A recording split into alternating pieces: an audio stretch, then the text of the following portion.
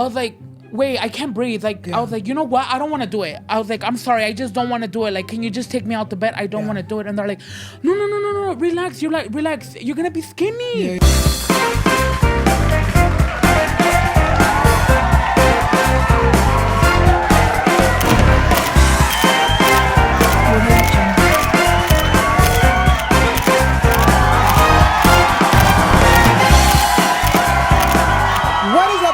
I'm your host, Alannized, and this is Noche de Pendejadas, your favorite podcast turned talk show en donde yo traigo a tus influencers favoritos para platicar y posiblemente sacarles sus trapitos al sol. Hoy les tenemos un episodio, amigas, que yo estoy súper emocionado de tenerles aquí el día de hoy. So with that being said, amigas, yo ya me voy a callar y vamos a empezar con todo el desmadre que les tenemos el día de hoy. Please help me welcome my guest tonight, Jesús Nalgas. Hello. Hi, guys. ¿Cómo están? How are you? ¿Cómo estás, amigo? I am good, amigo. Thank you for having me again. I'm back. If you guys have been a long-time fan of the podcast, obviamente saben que Jesús has been here with us hace 2 años. Hace 2 años. Literally, wow. Si quieren el exacto día, amigas, the last time Jesús was here was September 1st, 2022. Su vida ha cambiado muchísimo. Yes. I feel like at the time, even just like your online life was so different. Estabas haciendo muchísimas cosas diferentes a lo que estás haciendo el día de hoy. So literally, when I was getting, my schedule ready for filming, I was like, you know what? Quiero traerme al Jesús otra vez aquí al podcast, porque igual como tu contenido ha cambiado muchísimo, siento que también el podcast ha cambiado a lot. So I really wanted to bring you on to sit down y platicar y conocerte un poquito más. Yes, I love that. No, again, friend, thank you so much for having me, and I'm very excited to be here for sure. Yo le voy a dar el micrófono a Jesús para que él nos diga un poquito más de quién es y qué hace. Bueno, pues, amigos, how are you guys? My name is Jesus. I go by Jesus Nalgas on all social media platforms. A lot of you guys know me from my creative POV, imitating teachers, que las mamás, parents, etc.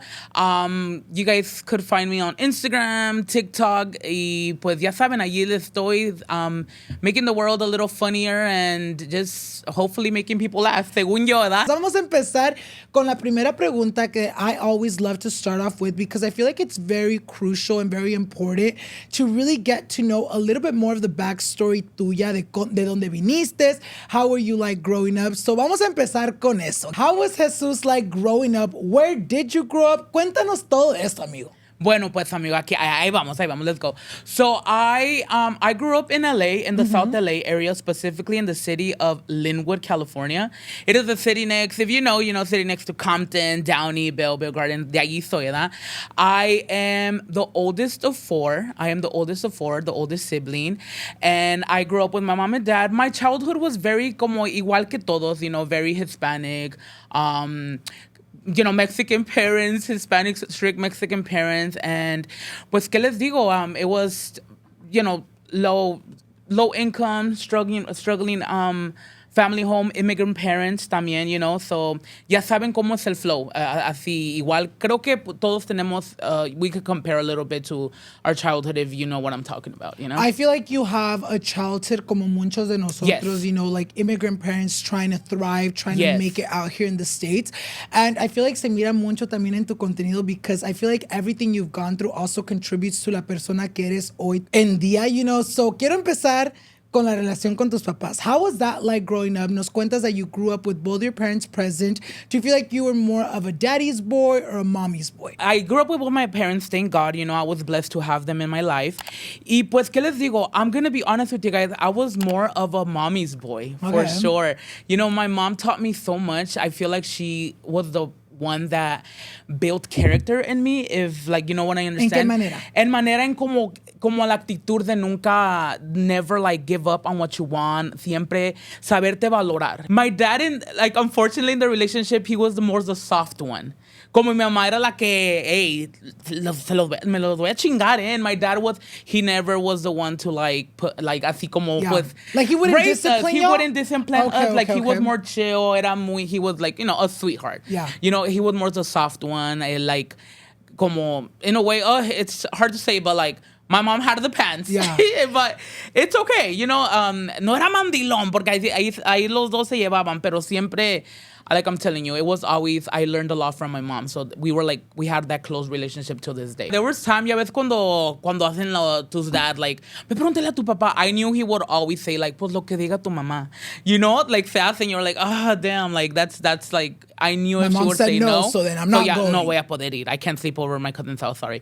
So así era. And yeah, there was times that I'm just like, I wish, I could like had like that dad like advice vibe, you know what I mean? La relación con mi papá, like my dad, it didn't start to like grow until like when I got like already like on my adulting. Yeah. You know what I mean?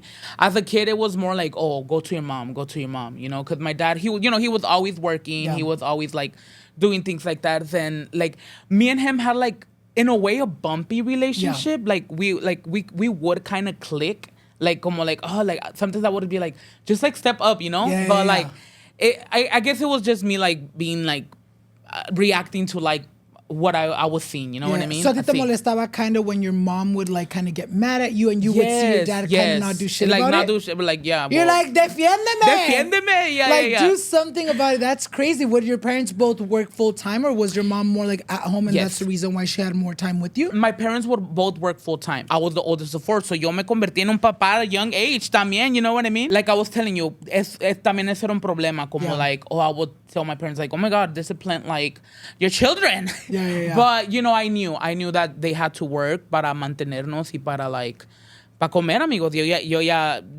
sabía, being the oldest. Cuéntanos un poquito eso. Nos platicas that you're the oldest of four. And being the oldest, I feel like naturally caen más responsabilidades. Como dices tú, you were almost like your sibling's second parent.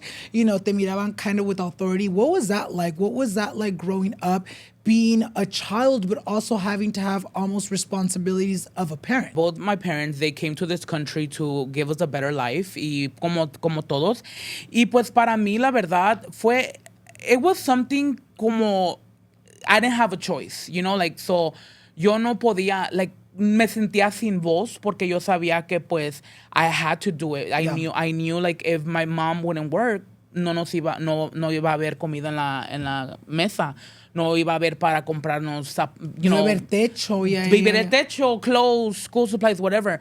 So it was definitely something that I missed a lot. I creo que como que yo I missed a lot in my childhood, as in like going out with friends or like, you know, oh, can you come to my house after school? Yo no podía hacer eso porque yo tenía que ir con ya me esperaban mis other siblings, mis bendis, las bendiciones, amigas. But I'm telling you, but on the weekend I will say que, you know, it was great. Like, you know, my parents, they were responsible. I'm not saying que me dejaron todo el cargo porque pues sí, it was mostly like, or we would go to like babysitters a lot because my parents, you know, they were working. So we no nos podían dejar solos en la casa. You know, I was also a child in a way.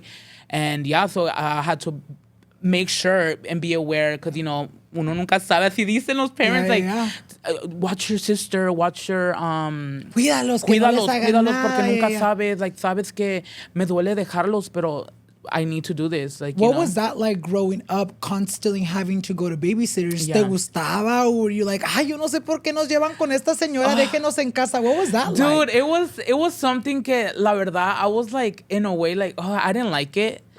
Porque pues it was weird, you know, you had to in a way adaptarte a ellos because you know it was for a long time. Like I remember I had a babysitter for like years, you know, like the same one or cambiaban? Like okay. I think cambiamos like two times. One was like an actual daycare. Oh, dude, I used to hate going to like it was kind of like a little daycare. Y ahí había muchos parents igual, the same stories. They didn't have nobody to take care of it, so you had to go to daycare. And it was like a school, like so I would go to school from like 6 a.m. to like until I get out until my parents picked me up. You know, so it was like no me gustaba, pero pues yo sabía que teníamos que like follow their own rules y saber cómo eran ellos. And then some of the kids would go to school with me and they're like, oh, my mom takes care of him. Like, you know, like that vibe. And I you're was like, bitch, you're like, bitch, shut yeah. up. Them knowing like, oh my God, Jesus has a babysitter. Like, yes, bitch, I do. How old were you at that time? I was in elementary. So this happened okay. like maybe like I was like in second, third. So you were like, young enough to work te daba vergüenza. Yeah, I was like, dude, I don't know why, pero me daba vergüenza saber que tenía un babysitter. I was like, no sé por qué, but it was just something like, I guess something natural that I'm like, I don't know if you guys could relate, but I can definitely relate. Yo también, I grew up, yo soy el más chiquito, so yo tengo 3 más hermanos, también somos 4. But me being the baby, mi mamá siempre nos llevaba con babysitters up until, you know, when my brother was old enough to kind of like take care of us en la casa, and my mom trusted him enough to be like, okay, you know what? I know he's responsible enough to like really like check up on you guys and make sure you guys are good at the house. Pero yo me acuerdo de chiquito, teníamos como muchos babysitters, and it's crazy because a lot of our babysitters were like ladies que ni conocíamos. It was like literally strangers. So no, me acuerdo que íbamos, and I hated it. I fucking hated it. It's funny because, you know, obviamente at the time you're a kid and you're like, yeah, you do need someone to take care of you. But when you're so little, and well, not little, but when you're like in second, third grade, te sientes con tantos pantalones, te sientes bien chingón, that you're like, sí te da vergüenza. You're like, ay, no quiero que la gente sepa que no me puedo cuidar solo. Exactly. What was it like for you el momento que tus papás were like, you know what, Jesus, we trust you enough to leaving you with your siblings? What was that like? What was your typical day of you taking care of your siblings? Yes, it happened once. I'm not like, I know it's like wrong, but I think I was like 15. Okay. I was 15 already, and that's like a good age. That's a good age, you know. I feel like you're already mature enough to like saber lo que está pasando y saber lo que pasa si hacen lo que like whatever happens, you know. So yeah, it happened, and honestly, I liked it. I was like, you know what? I felt more like, okay, I could go home finally. Like, you know, yo los tenía así, de la mano, like, come on, let's go. Like, we have to go home. But like I'm telling you, I hated like the fact when my friends would be like, oh, let's go get a snack, or like, vamos a whatever, McDonald's after school and all that. I couldn't do that because yo sabía que yo tenía mis hermanos, and I'm like, oh shit. Like, would you cook for your siblings too? Dude, yes, hay un huevo quemado ahí, pero ahí les decían. Pero comían, de hambre no se morían. No se morían. And then also my mom, like, she was so hardworking que ya nos dejaba la comida. So it was like just calentarle, like whatever. So like I'm telling you, like she'll find a lot like time. Like no sé cómo le decía, pero I'm telling you, you know, the superhero without a cape. That would be the definition for me. Yes. What was it like with your siblings? ¿Sientes como que te hacían caso? Did they respect you as the oldest sibling? Or like se peleaban mucho contigo, like, yo no te voy a hacer caso, Jesús, tú no eres mi papá. What was that like growing up with your siblings? Well, yeah, definitely. Well, here's the thing. Like I'm telling you, I'm the oldest of 4. I grew up with my sister and my brother. Because my little sister, it was like a big gap. She was like, I hate to say, but I'm not sure, but I think she was an accident. And it happened. So like me and my 2 other siblings, they were like my childhood, like, you know, like, so fíjate crecimos juntos. Like we learned how to grow together. Y dude, como ellos, you know, no me hacían caso, like, you're not my mom, you're not my dad. I was like, well, at the time you have to like, ¿quién va? Like, dude, nos peleábamos like little things, like, ¿quién va a hacer la cama? Especially during summer. O dude, ¿quién es que trapear? Like, I don't know how. Well, you have to learn. You're gonna have to learn. Would you give them all your chores? I would give them órdenes, dude. Yo me sentía, dude, I was like, bring me the control, bring me this, bring me that. Dude, bien gerente, yo bien gerente. Like, I was like low-key the mom. I was like, me tienes que hacer eso. Honestly, you guys, no, we would fight. Like, I'm not gonna lie to you. Like, it happens, but it wasn't like, majority of the times, it was just like cool vibes, you know, like no era tan así como. I feel like it happens. I feel like cuando son chamaquillos taking care of chamaquillos, it's like, bitch, well, en este momento aquí yo soy el que mando, ¿me haces caso? O mi mamá va a saber de lo que está pasando. Quiero platicar a little bit more about, you know, being the oldest son.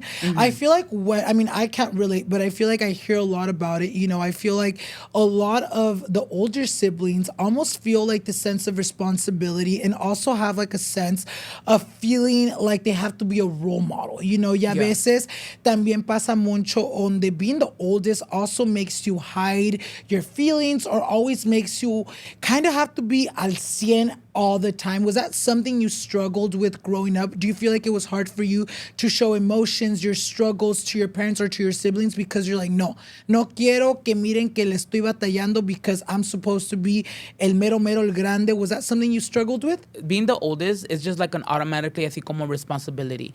And I feel like it to this day is something that I struggle with on like having a voice. Like no me gusta preocupar a la gente. Yeah. You know what I mean? And I keep a lot to myself. Like it's something that I'm pretty sure a lot of people relate being the oldest.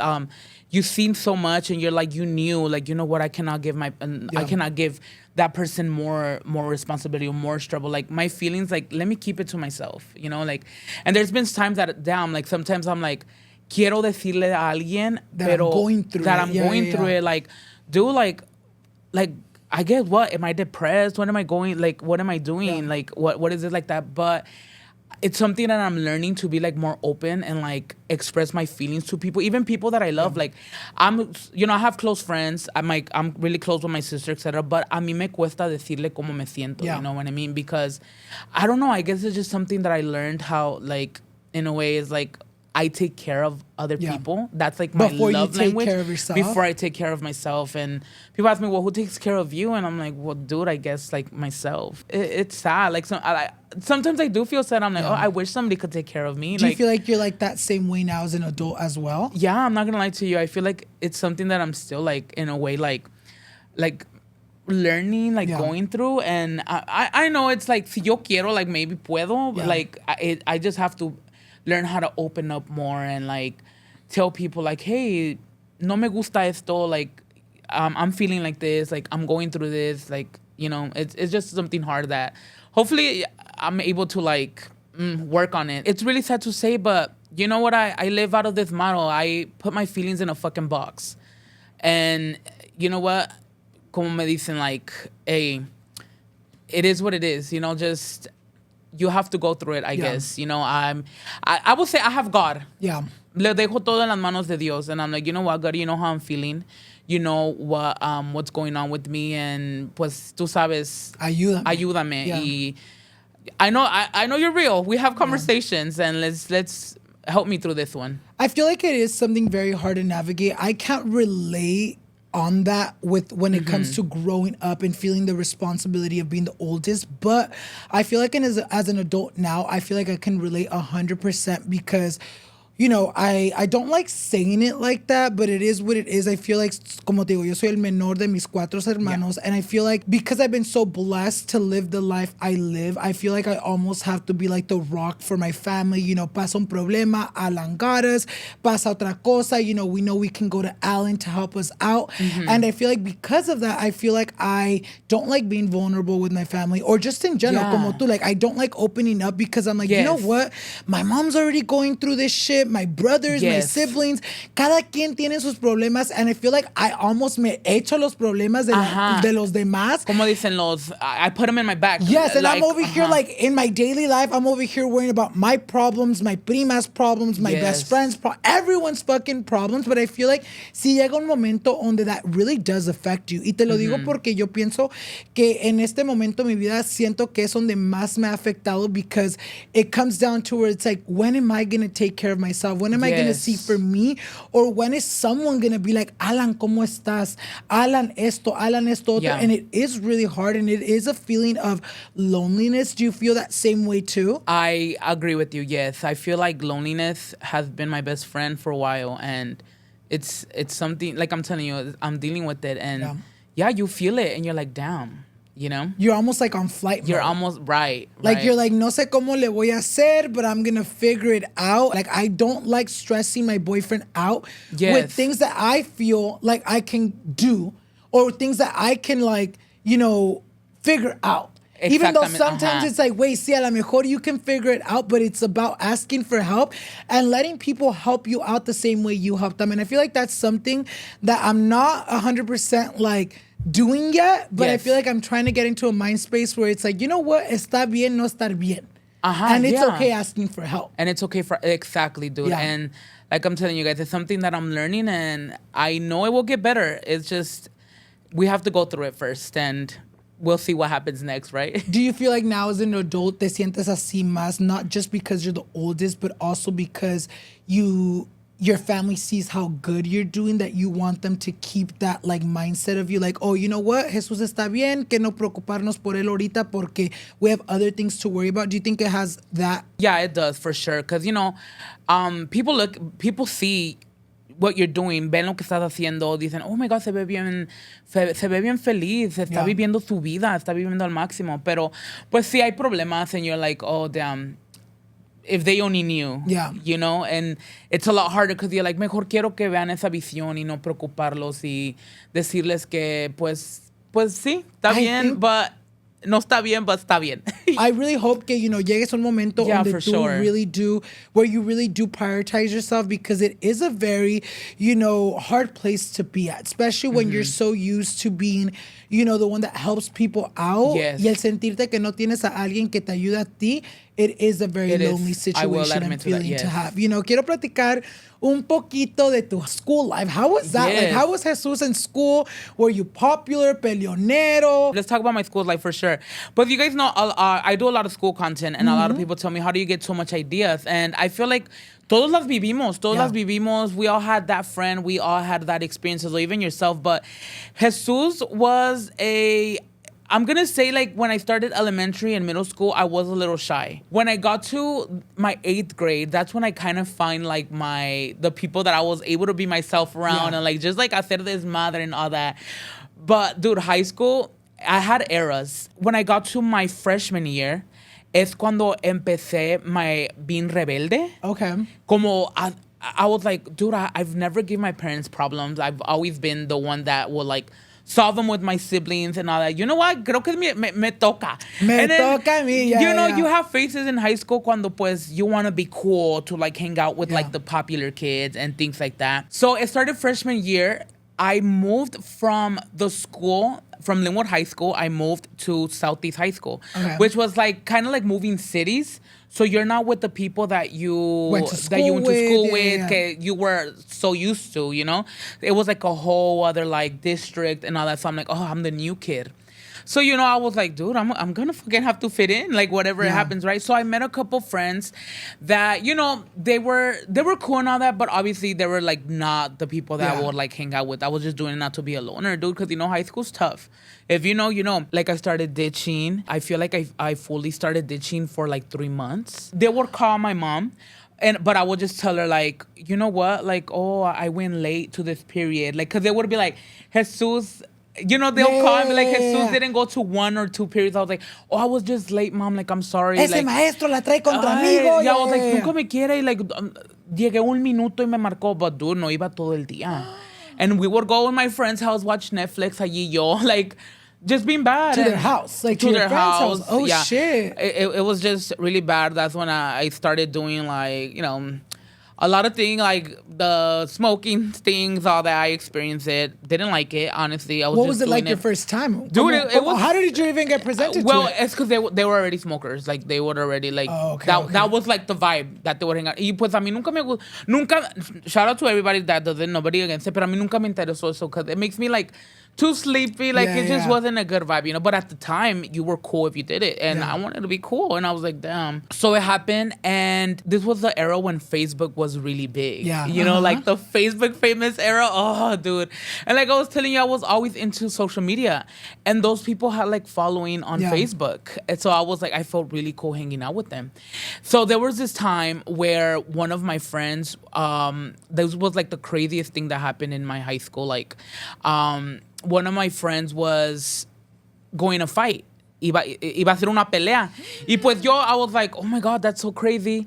Y yo, como I'm telling you, siempre me gustaba grabar and nada. I was like, oh, I'll film it. I'll film it. So I was the one that was filming it, etc. And llegó el día where there was something going on Facebook that she was talking shit about us. Yo estaba, the drama, the high school drama. Y pues llegó el día que iba a hacer la pelea, and well, I recorded it. It was my friend. She was actually like my neighbor.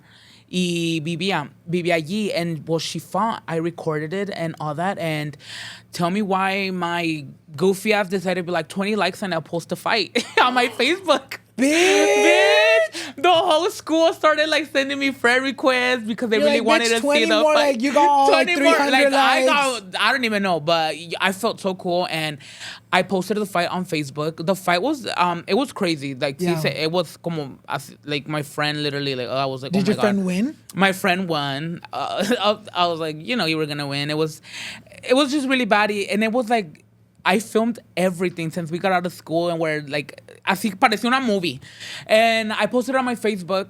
A week passed, and I remember I was in drama class. Y llegó el dean. He went in, like when like the dean would like come and everybody would like, oh, is that like the principal, right? Like the principal, okay, like like the ones that lecture you and like actually get you in trouble. Yeah. So he came in, and I remember I was on my phone. I was like, it's not like, what did I do? Yeah. And he comes up to me and he's like, get up. And I was like, what the hell? What did I do?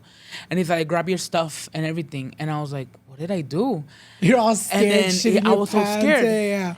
So then I was like, okay. I was like, why? And he's like, get up. You know what happened last week? And I was like, what? Like I have everybody had forgot about that fight already. Because you like, you have the little era, like your fight passes, a week pass by next. You know, like that's who's it. getting down now? Who's getting down now? Who's next? Pero así pasó, and I was like, where are we going? Like what happened? He's like, so you don't know what happened last week when you posted that fight? I was like, my heart stopped. I was like, what?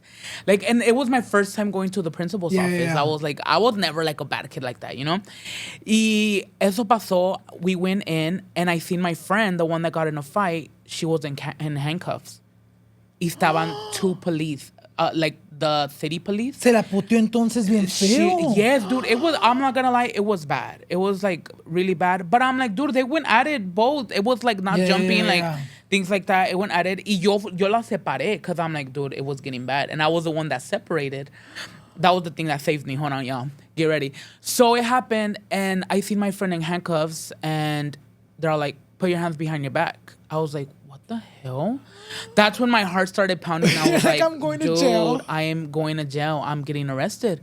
So they arrested me, and they said that the girl pressed charges on us. Oh, shit. She ended up pressing charges, and I'm like, why me though? I didn't hit her. And like, they were trying to charge me with the battery because I posted it online. And I didn't even know that. I feel like to this day I could have fought that case and be like, I wasn't the only one that recorded. It was public. It was public. Yeah. But they're saying that my video was so detailed. Bitch, I'm telling you, I give you guys all the details. That it looked like it was that I was like an accomplice. Like it was planned. It was planned. And I was like, well, yeah, technically it was planned, but I wasn't gonna like, But yeah, dude, they took me to like the city, what is it called? Like the jail, like the little thing. And dude, like they took a picture of me, like your the fingerprints and all that. Y dije, damn. I was scared because I knew cómo me iba a ir. So by this time, todavía ni le habían hablado. They haven't called my parents or nothing. I was the one that had to call my parents, and I was like, I'm not gonna call my mom. I'm gonna call my dad. So I called my dad, and I was like, Dad, I'm here, me arrestaron. Y tienes que venir por mí. And he's like, ¿qué pasó? ¿Cómo de que te arrestaron? ¿Qué hiciste? And I was like, ahorita te explico, pero tienes que venir ahorita o si no I was gonna spend the whole, like, I was like, I don't know if they were being real, but they made it seem so serious. ¿Cuántos años tenías at this time? I was a freshman, so maybe like 14, 15. I was like 14, dude. I was like, oh, dude, me cagué. You're dude, like, I was Juvie, like, here I come. Juvie, here I come. Dude, they showed me it. They showed me Juvie because it got so bad to the point that we had to go to court. Oh, shit. We had to go to court, and long story, like, para no hacerla tan larga, we had to go to court and all that, y they ended up dropping the things because it didn't get serious, but they were gonna they were gonna give my parents a ticket. Obviously, my mom wasn't gonna be able to pay that. Yeah. I was like, apenas podemos con pagar la con la renta. ¿Tú crees que voy a pagar eso? So, it was bad, dude. We ended up getting like a social worker. My parents had to do classes. We ended up having to do community service and all that to like pay and like things like that. But like I'm telling you, it was an experience that I was hanging out with the wrong crowd at the wrong time. Did that shake you up? It did shake me up. I was like, this is not me. I ended up getting kicked out of that school. Southeast High School, I hated you. But other than that, I went back to my roots. I went back to where I was from, like with my old friends. Like and Lynwood, you're back in Lynwood, my background. And I ended up like just like getting back together. And I feel like Lynwood, like I wasn't Jesus Nalgas at that time. I was just Jesus. Like I was still like just like I was always the funny guy to the people that actually knew me, and to the people that didn't, I was just a quiet guy. Ahí estoy in the corner. It's like a little fly in the wall. A little fly in the wall. Sí convivía con la gente. I really didn't have drama. I for sure didn't fuck with a lot of people. Not gonna lie, but did a lot of people not like you too? Dude, I'm not gonna lie. They didn't like my squad that I would hang out, but it was just a lot of cool. Like, I'm sorry, like they were just like they were like cool and like all that, and people were like there was more hating. Yeah, like they're more hating. Honestly, I don't even talk to half of the people there.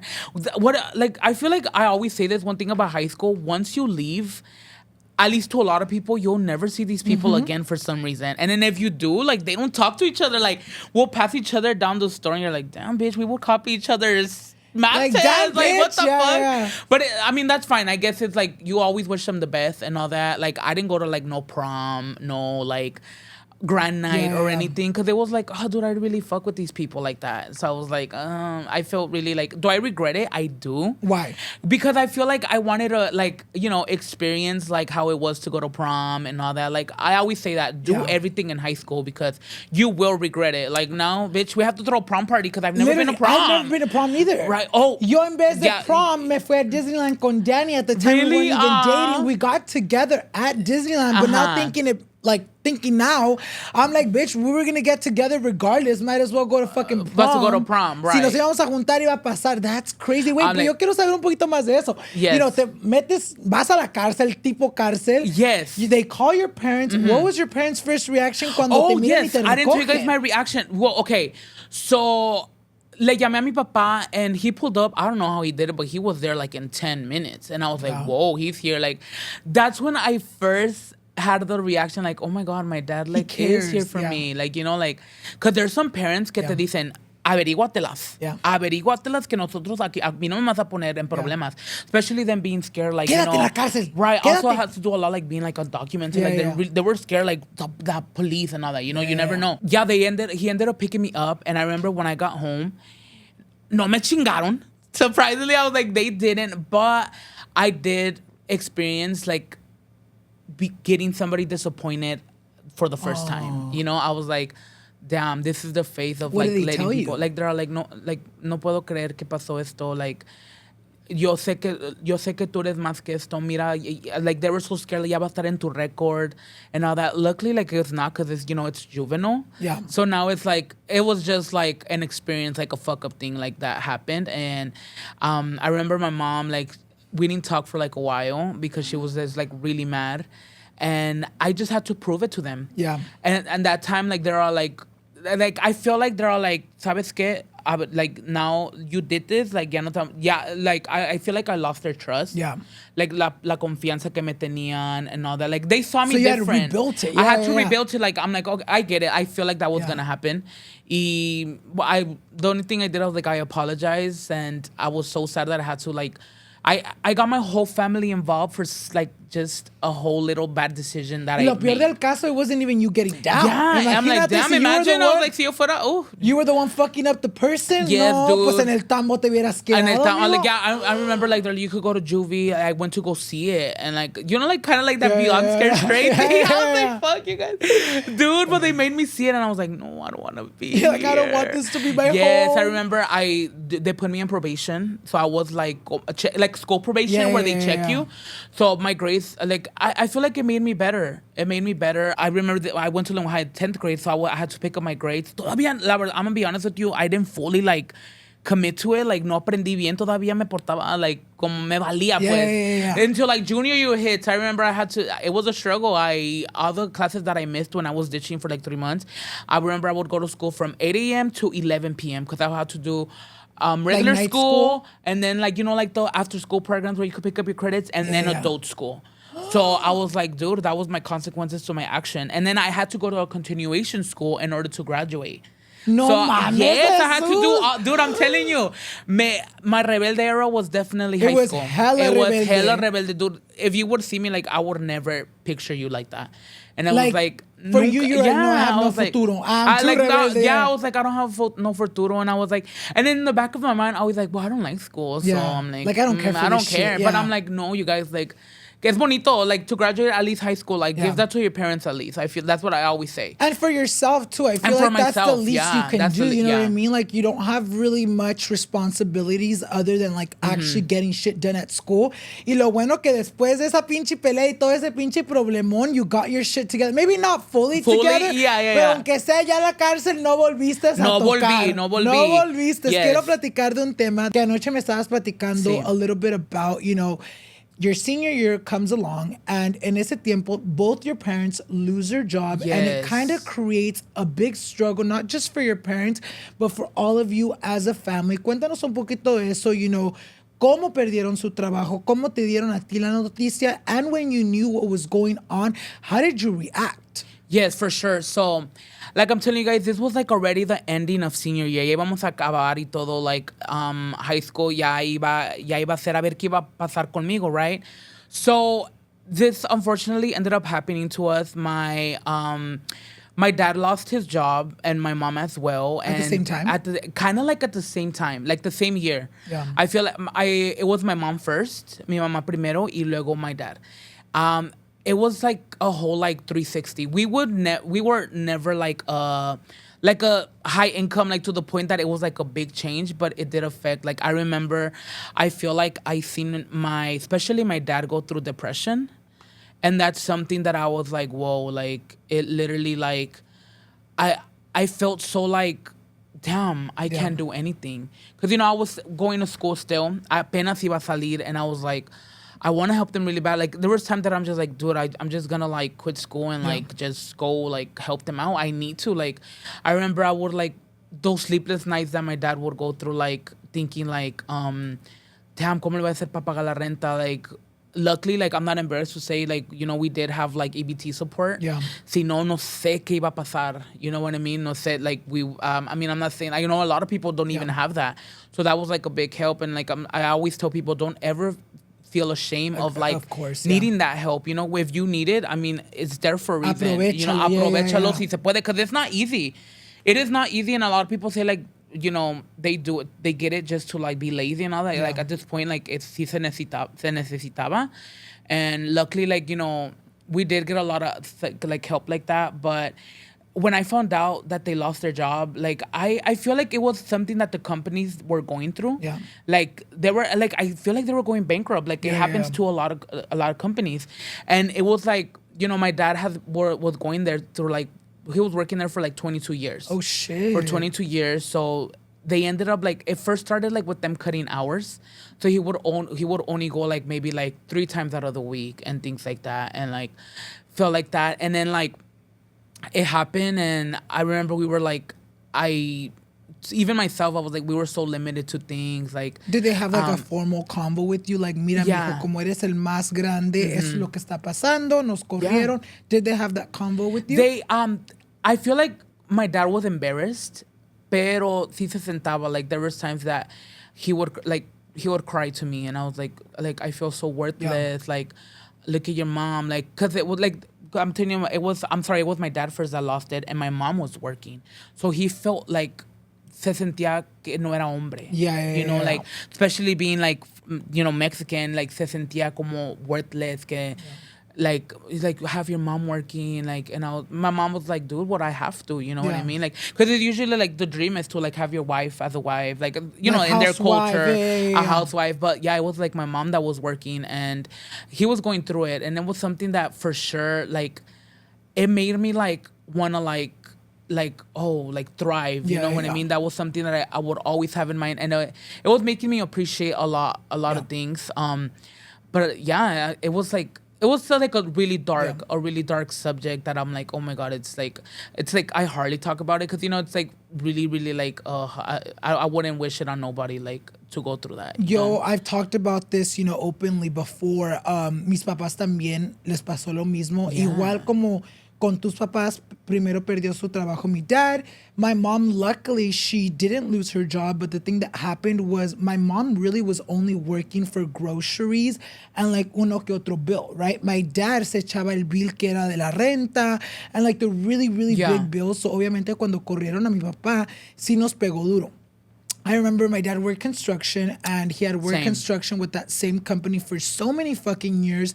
Y la cosa, now that I'm an adult, I think about it and I'm like, it really is crazy that as Latinos and just our culture in general, no nos enseñan a salvar for a sticky situation like that, because my dad cuando le iba bien en el trabajo ganaba muy bien y nunca nos faltaba nada, nos llevaban aquí otro, but by the time that they fired him, he didn't have much money saved because igual como les entraba el cheque, igual lo gastaban, So I feel like when my dad finally lost his job, we were staying at the home that we were at for maybe like 3 months, pero yo no me di cuenta up until maybe like months, maybe the third month, que no habían pagado renta for 3 months. Yes. And I remember at the time cuando me di cuenta, I got so worried. I was already a junior in high school. You're already kind of like a preteen. You're a teenager. You already know that things like this are serious. At the moment, yo me acuerdo que yo me frustraba and I would get a little embarrassed, like bringing it up with my friends. Obviamente yo a ninguno de mis amistades le decían, ¿saben qué? Nos van a correr de aquí porque mis papás no pueden pagar. But I remember, even though I was embarrassed, I was still trying to figure out what I would do. I remember I went to my counselor, asked for independent studies so I can get a job, but me lo negaron, so I couldn't even do that. What was that like for you? You were a senior in high school, you were already, a teen turning into a teen adult. Were you stressed out during that time? Were you like, ¿cómo le hago? Should I get a job? How can I help? What was that like for you? Yeah, same. Like, igual, yo quería hacer lo mismo. I wanted to, like, leave school. I was like, you know what? Like, I need to help them out. Like, no puedo verlos, like, quebrar. You know what I mean? Like, and the same, I was like, oh, maybe I could do packets and like get like, I don't know, like let me apply at McDonald's and all that, like whatever, anything that I can do, like I don't care. Like I remember I even started selling chips in school. I started selling chips and like yo le daba like, oh, here mom, like this is just something, like me venía del corazón. I was like, it's like, it gets you confused. I'm like, damn, I'm almost there. Like, and then my parents, their dream was always for me to go to school. Yeah. They're like, no, yo quiero que tú vayas a la escuela. I feel like that's the reason why I didn't stop high school, was because, like, for sure, like, no lo querían ellos. No lo querían. No puede ser. Like, no quiero que vayas de la escuela. And I was like, yeah, like, you know what? Like, they're right. Like, I at least need to finish this out. But it was something that, to this day, I'm like, oh, it was like a really, really dark moment. And as like even now, like right now, I was telling you, my dad was working in the company in 22 years, and he finally opened up. He's no longer working in the company. We're going through a lawsuit right now. I can't really speak about it, but he was very discriminated there. They discriminated him really bad. He is going through it. Like luckily right now, I'm like, you know why? God, I understand why God gave me a big opportunity, because he knew that this was coming.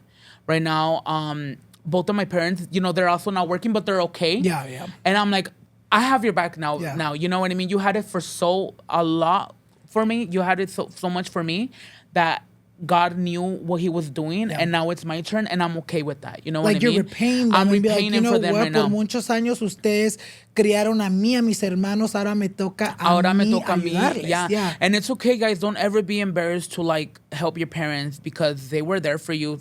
Like I'm telling you guys, they would give us everything without having nothing. And to me, that's just like that's a power that I don't know how they'll do it. And does that make you feel good though, like being able to help out, a tu temprana edad? ¿Cuántos años tienes? I just turned 26. Yeah, you're pretty young. Somos de la misma edad, and I feel like you're so bendecido que Dios te dio esta oportunidad to where you're able to, make extra money to where like you're able to help your parents. Does that make you feel good being able to do that at such a young age? It does, for sure. It makes me feel good, and it just things.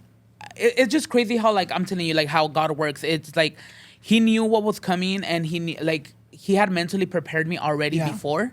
And now that it kind of happened again, like what my dad's going through, like, you know, with the lawsuit, etc. It's like they're gonna need your support, and now, like, you're there. You're gonna be there. You're gonna be able to, like, what you couldn't do before. Now you're gonna be able to do it now. And I was like, okay, like, I got you. Don't worry. Like, you know what I mean? Things just have a way of working out. I do feel like, you know, going through something like that, Los Dos kind of went through something very similar, especially around the same time frame. I was going through that my junior year. You're going through that your senior year. I do feel like it really does turn a switch. I feel like for me, like, as an adult now, I always remember of that moment, and I'm like, no, le tengo que seguir chingando. Sí. No sé cómo, si a veces me quiero dar por vencido. Like, I don't want to continue doing whatever the fuck I'm doing. But I'm always think about that moment. I was like, no, yo nunca en mi vida quiero estar en esa posición. And if uno nunca sabe, you know, la vida da muchas vueltas. Si sí me toca estar in that position again, I know because of how hard I work, I know que voy a salir adelante. No me voy a dejar vencer con eso, because going through that at such a young age, when you're barely trying to figure out just, you know, your life as a kid, and then you really see these big real life problems, it really does shake you, and you're like, you know what? Life isn't as easy as our parents make it to look. Exactly. I completely agree with you, and it's like I'm telling you guys, they're superheroes without capes, and I'm so happy that, you know, I feel like whatever you go through is a lesson that you are going to go back to. Y pues it was meant to happen. Yeah. You know what I mean? Today's episode is brought to you by Alma. Alma believes that therapy is more impactful when you feel heard and understood. That's why they help people find a therapist who really gets them, the right someone to talk to, not just anyone. Alma can help you find a therapist who gets you. When you browse the directory, you can filter by what you want to focus on, for example, anxiety, relationship, or big life transitions, as well as any preference around gender, sexuality, faith, and more. Alma can help you find a therapist who takes your insurance. People who find in-network care through Alma save an average of 77% on the cost of therapy. It's easy to get started with Alma. Browse the directory without creating an account or sharing payment information. You can book a free consultation call with any therapist you're interested in seeing. These 15-minute calls give you a chance to see if they're a good fit for you, so you can find someone you really click with. Even though I'm currently not in therapy, I know the importance of having someone in my life who truly understands where I'm coming from. For those of you guys that follow me, obviamente ustedes saben that the past month and a half has been one of the hardest months of my life, and going through everything I've been through this past month with my grandpa's passing, I wish I could have been in therapy prior and during the process to really help me kind of navigate these feelings of grief y todo lo que he estado sintiendo este último mes, amigas. Pero no es muy tarde to join therapy. If you've been considering finding a licensed professional to help you work through your own life challenges, give Alma a try. Alma can help you find the right therapist for you, not just anyone. Visit helloalma.com/Alan to get started and schedule a free consultation today. That's helloalma.com/Alan. Quiero platicar de este año. I feel like you've had a very life-changing year. You know, February 12th, you get your weight loss surgery, which congratulations, you look amazing. Has perdido muchísimo peso. We've had so many convos off of camera de esto, you know, and I really wanted to sit down here and just, you know, talk to you about it. No nomás para nosotros platicarlo, pero también para que ya la gente en casita que nos estén mirando también puedan saber un poquito más. You get weight loss surgery this year. You've lost so much weight. Antes de que hablemos de todo eso, platícanos un poquito de your journey prior to getting surgery. Was your weight something you always struggled with? And what actually made you be like, you know what? I've been struggling with this for so long, and I'm actually going to do something about it. I'm going to get surgery. ¿Qué fue ese momento para ti? Yes, for sure. Oh, you guys, this is definitely a journey. I've always been el gordito. Desde, ¿qué te voy a decir? Desde kindergarten. For some reason, I am like the only one from my family that's, que está gordito, que pues, está gordito. Y pues yo siempre es todo lo que yo sabía. I knew that I was like bigger than other people, y pues así crecí, you know what I mean? I've always been confident with like before and like before the surgery, etc. I've always been confident. It was something que nunca me molestaba, pero I feel like recently when I started like in a way doing social media, I'm not gonna say that was like the reason why I got it, but I would always tell people, do it when you're ready. Yeah. And then for some reason, no sé qué me pegó, I was like, you know what? I feel like it's time. Yeah. It's time. I was seeing like so many amazing results from other people, like including yours, dude. Like you were like kind of like, whoa, like I want to do it. Like, you know what I mean? Y pues sí, like that was my life. I do feel like before, like it was all I knew. So yo like no comía bien. That was a part. Like I was always like, I feel like I did have a problem with like binge eating for sure. Like como en las noches, like yo me iba and I was like, oh dude, like I'm just gonna eat like, you know, like lo que yo quería, burgers, pizza. It was just a relationship with food that you could say that like that was like one of like, oh well, like I'm already like that, so like, you know. Do you feel like that comes or stems from how you kind of grew up? Y te lo cuento porque como dices tú, you know, from desde chiquito you were always like the bigger kid.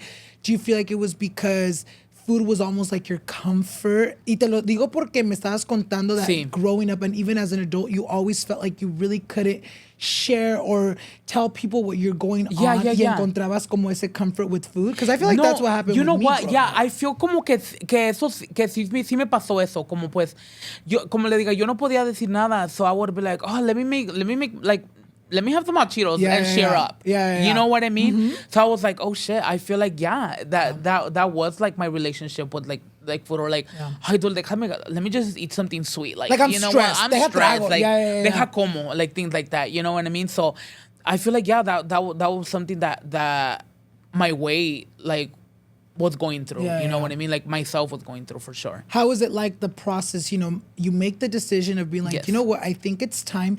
It's funny because I was watching our old interview and literally as I was getting ready and you had mentioned that, you know, a lot of people online kind of started, you know, embeddling this like thing of like fat shaming you and leaving a lot of horrible comments, which was something you weren't used to growing up. For sure. En esa entrevista me contaste de que sí, a veces uno que otro niño se burlaban de ti, but you would stand your ground and they would stop bullying you and you kind of, it never affected you up until social media.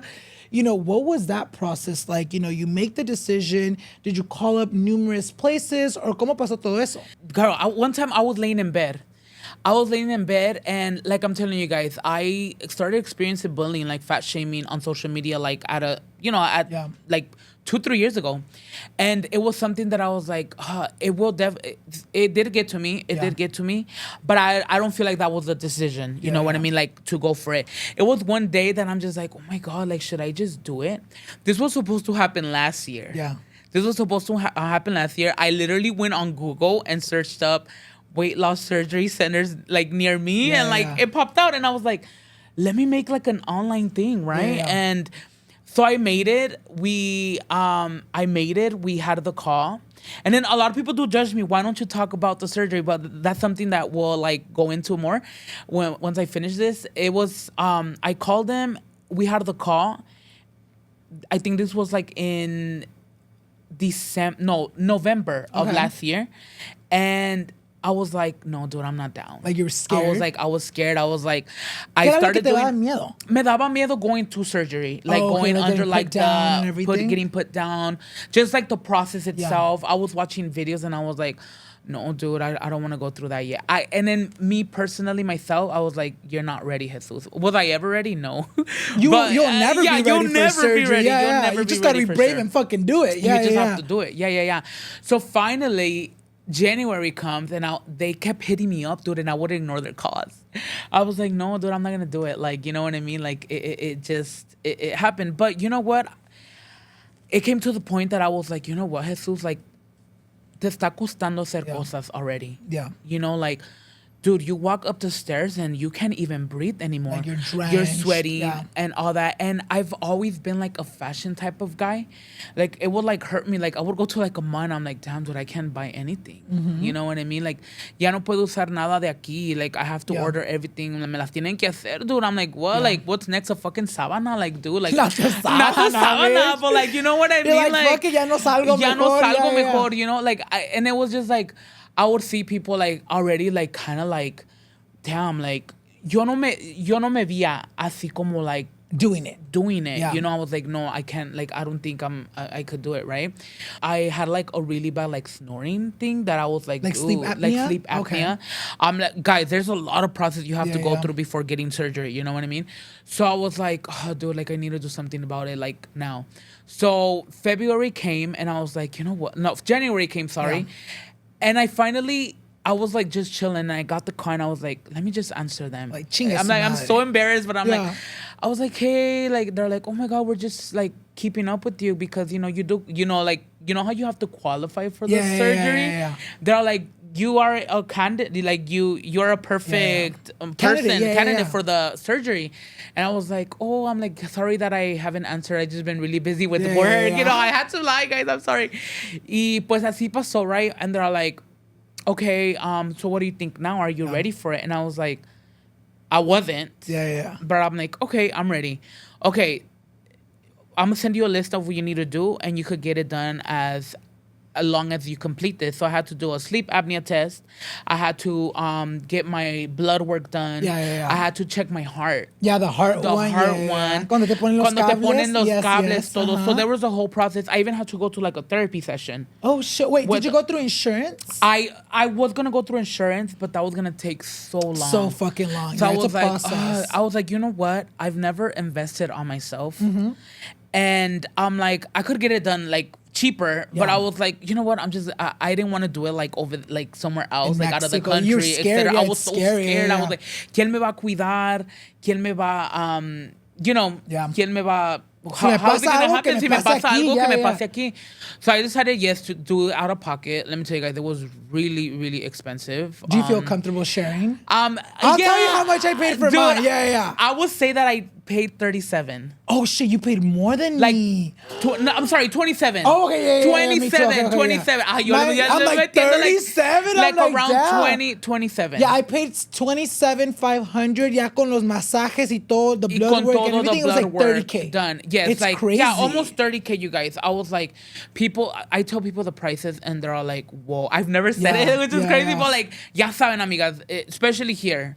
You know, it's more expensive for some reason, which is something sad, but it is a surgery that you could get covered through insurance. But I will say that it takes long, and it, you know, hay muchos requisitos. Yeah, muchos requisitos, and you got the sleeve done, right? I got the sleeve. Same. The sleeve. So with me, I feel like exactly como tú estabas teniendo like those like, oh, I don't want to do it, I'm scared. I fucking went through that for like a whole year, maybe even 2 years, because I remember I first started seeing, you know, Adam with his weight loss surgery, and I'm like, oh my God, like I'm seeing this firsthand.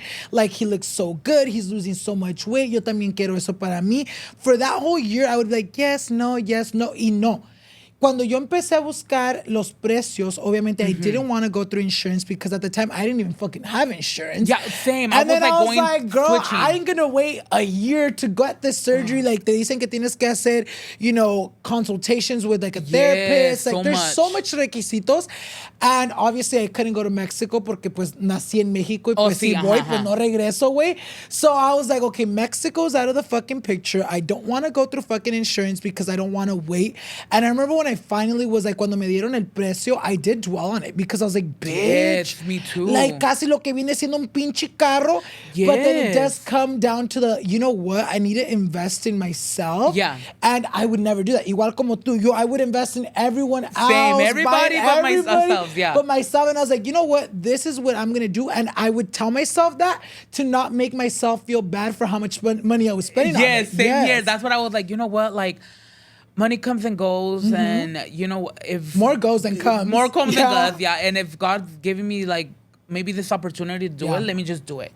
So we booked the date. Like, dude, it was so fast. They're all like, so how do you want to do it? Do you want to go through insurance or what do you want to do? And I was like, I have the money. And they're like, oh, when do you want to do it? We'll do tomorrow. And they're like, okay, all you have to do is get those things done and we'll set you the date. And they're like, okay, when do you want to do it? I was like, well, as soon as possible that you can. And this was like the middle of January. And they're like, okay, we have February 12th. And I was like, oh, damn, that's soon? You're like, that's too I thought it soon. was like, oh, like maybe like 2 months. Yeah, I was yeah, like, oh, let me just enjoy myself a little more. And dude, yeah. So I was like, that's fine. Something told me to do it, like, do it.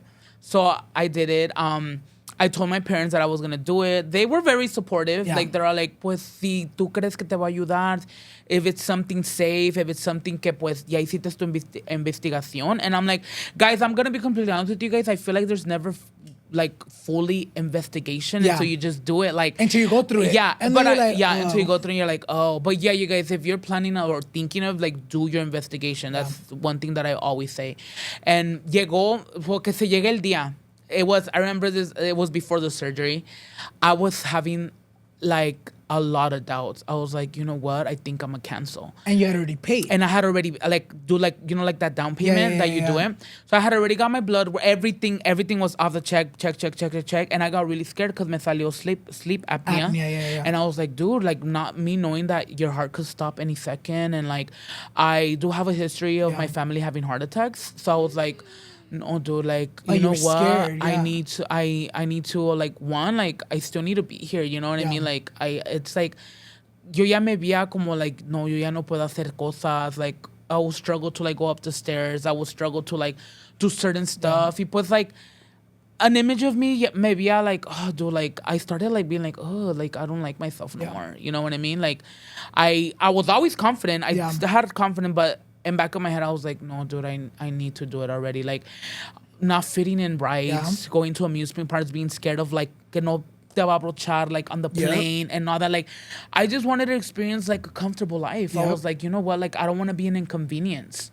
And, like, imagine, like, dude, I don't want my mom to be taking care of me because of my weight or, like, whoever, you know? Or in general, you just feel like you can't live a normal life. Yo me acuerdo when we first went ziplining, I think the weight limit was, like, 250 to go on with those zip lines. So fuimos de vacaciones con la familia de mi novio. And I remember I was embarrassed to tell them that I didn't want to do the ziplining because I was over the limit. Y me acuerdo que hasta le grité a mi novio because he was like, come on, you're being boring, you're being boring. Dude, but in my head, I'm like, bitch, it's gonna break. I'm like, I'm too fucking heavy. And I remember I was like, I just don't want to do it. I told my boyfriend, I was like, I don't want to do it. You guys do it. I don't care to do that. It's not fun to me. Like, exactly, dude. To me, that happened to me like in a theme park. Like I felt so bad. I was like, dude, I'm scared. I don't want to do it. But me and me like, girl, I'm not gonna fit. I know it. But I was embarrassed to tell them that was the reason. You know what I mean? I was like, girl, you swear my ass is gonna fit in there. Like, I need to do something. I was like, I'm gonna go to the restroom, guys. You guys enjoy. Like, I'm scared of it. Cagando. And they're like, you're so boring. I was like, and you have to be mean because you don't want your like little like insecurity to go out. You know, like I don't fit. I'm sorry. But yeah, it's that was definitely a big reason why just living more comfortable and like just enjoying like stuff that you never like would have think that you could do. You know, like simple as like riding a roller coaster without panicking like of your weight. You know what I mean? I think it does come down also to like it's whenever you feel que hasta aquí llego. Sí. Because I feel like I had a lot of moments where I'm like, yeah, I'm overweight, yeah, I'm fat, but like I don't care. Like, I don't care. But it got to a point where I looked at myself once in the mirror naked and I'm like, wait, I don't like what I see. You know what it was? I felt like, I don't know if you can relate. I got to a point where I felt disgusted with myself. And I would be like, you know what? Yeah, food is my comfort, but like food is only with me in those 10, 15 minutes where I'm eating y ya me deja y me dejó como me dejó. Y me dejó como me dejó, yeah. And then like I'm telling you, I always had like that I don't give a fuck attitude. Like I'm like, no, I already told people que always be confident no matter what. And like, oh, they're gonna think, what are they gonna think? Like, oh, he went and got it now. You know what I mean?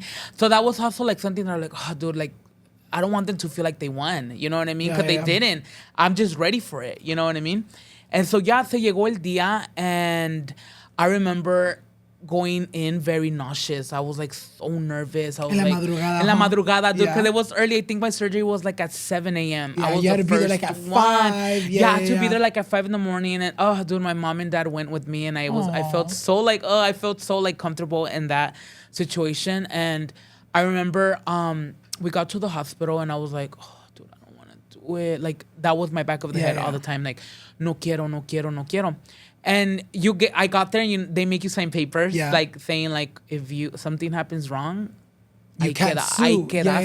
Literally. So that got me more nervous because that was like I literally read it. I was like, if something goes wrong, blah blah blah blah blah. There's no suing, and there's a possibility that if you react back to like when they put you down, te mueres. Ahí quedas. So I was like, oh my God, I was like, you know what, Virgencita, por favor, like whatever happens. I'm leaving it all in your hand. I remember I went to church before the surgery. My surgery was on a Monday. And I was like, I'm doing all the deseos. Like, oh, you know what, Mom? I remember me persinó mi mom and all that. So were they nervous for you too? They were. I feel like they were, pero no lo enseñaban. To not make you more nervous. Nomás me decían, todo está bien, no te preocupes. Like, vamos a estar pidiendo por ti. Like, don't worry. Like, yo sé que estás en manos buenas. And you mean your doc. Like, I met my doctors and all that. So I feel good. I was like, it was just more. It was just nerves, more me. It was just my nerves, like the back of like like that. I don't know. It's because I feel like your mind starts wandering. Like, oh, what if something does happen? Right. We went into the room. You get in your bata and all that, so you're getting prepared for surgery. And my mom was in there with me, and I was like, ay, mamá, no sé cómo me estoy sintiendo. They put your te conectan, so it felt more real already, right? So I was like, oh my God, dude. And then I remember the nurses told me, okay, the suero needs to finish. And once it finishes, you'll go into surgery. So I was like, me thinking, oh my God, that's a big packet. So falta un chingo, So tell me, I don't know what happened. They're like, oh, they're actually ready for you. And I was like, no, like, I was like, oh my God, are you serious? So I remember they started moving the bed. Like my mom, she had to leave the room. She just told me, al ratito te veo. I like, whatever. I was like, oh. So I remember like going like sitting down and then pushing the bed, and I was just looking all over. I turned and like there was a window, and like I seen the cross, the La Cruz, and I was like, oh, I don't know if this is a sign. I was like, I know everything's gonna be okay. We got to the surgery room, and I remember just being super cold. Yeah. I was like, oh my God, it's so cold in here. And I started seeing all the machines, all the did you see the tools? I did. They have them already prepared right next to you. And you're like, bitch, you're going to use that knife and open it up? What is going on? Yeah. And then, but in the back of my head, I was like, okay, it's robotic. So I don't think they're going to open me up like that. Maybe it's just an emergency if something happens, right? So I remember you had to switch beds to like a really scary one. Parecía una mesa, guys. I was like, am my ass gonna fit there? Like, I don't think I'm gonna fit there. Yeah. So I remember they helped me out and they put me on the table. Like no sé qué es, pero es como una table, right? Like a surgery thing. And I was like, they laid me down and they're all like, hi, how are you? Like they started having like a whole conversation, and I was like all nervous replying, and I was like, wait, I can't breathe. Like, I was like, you know what? I don't want to do it. I was like, I'm sorry. I just don't want to do it. Like, can you just take me out the bed? I don't want to do it. And they're like, no. Relax. You're like, relax. You're going to be skinny. And I was like, what the fuck? I was like, I'm over here like being so like scared. You're going to be skinny. Like, what's your favorite song? Like, I feel like we went to the same fucking place, because that's exactly how it happened. Was it Torrance? Yes. Okay. Yes. Oh my God. Okay, that is so crazy. The price was so similar. I was like, it was there too. They're really good doctors. Yeah. Really good doctors, you guys. I definitely will say like they do a good job. Like, well, my experience was amazing. So then I remember that I was like panicking. I was like, no, you know what? Like I got up. And they're like, no, because you can't move the stuff. Yeah. So they you have the bright light. You have the bright light. So I think that was getting me nervous. The light, the everything. It was just my head. And he just told me, "What's your favorite song? Just like relax, take a deep breath." And they're like, okay, I was like, I'm just really nervous. Like I don't want to do it. Like I'm honestly telling you, I don't want to do it. They're like, you're just nervous. Like just take a deep breath. And then they're like, okay, I'm gonna give you something to calm down. And then I just remember him putting the thing, and I woke up with the whole ass new.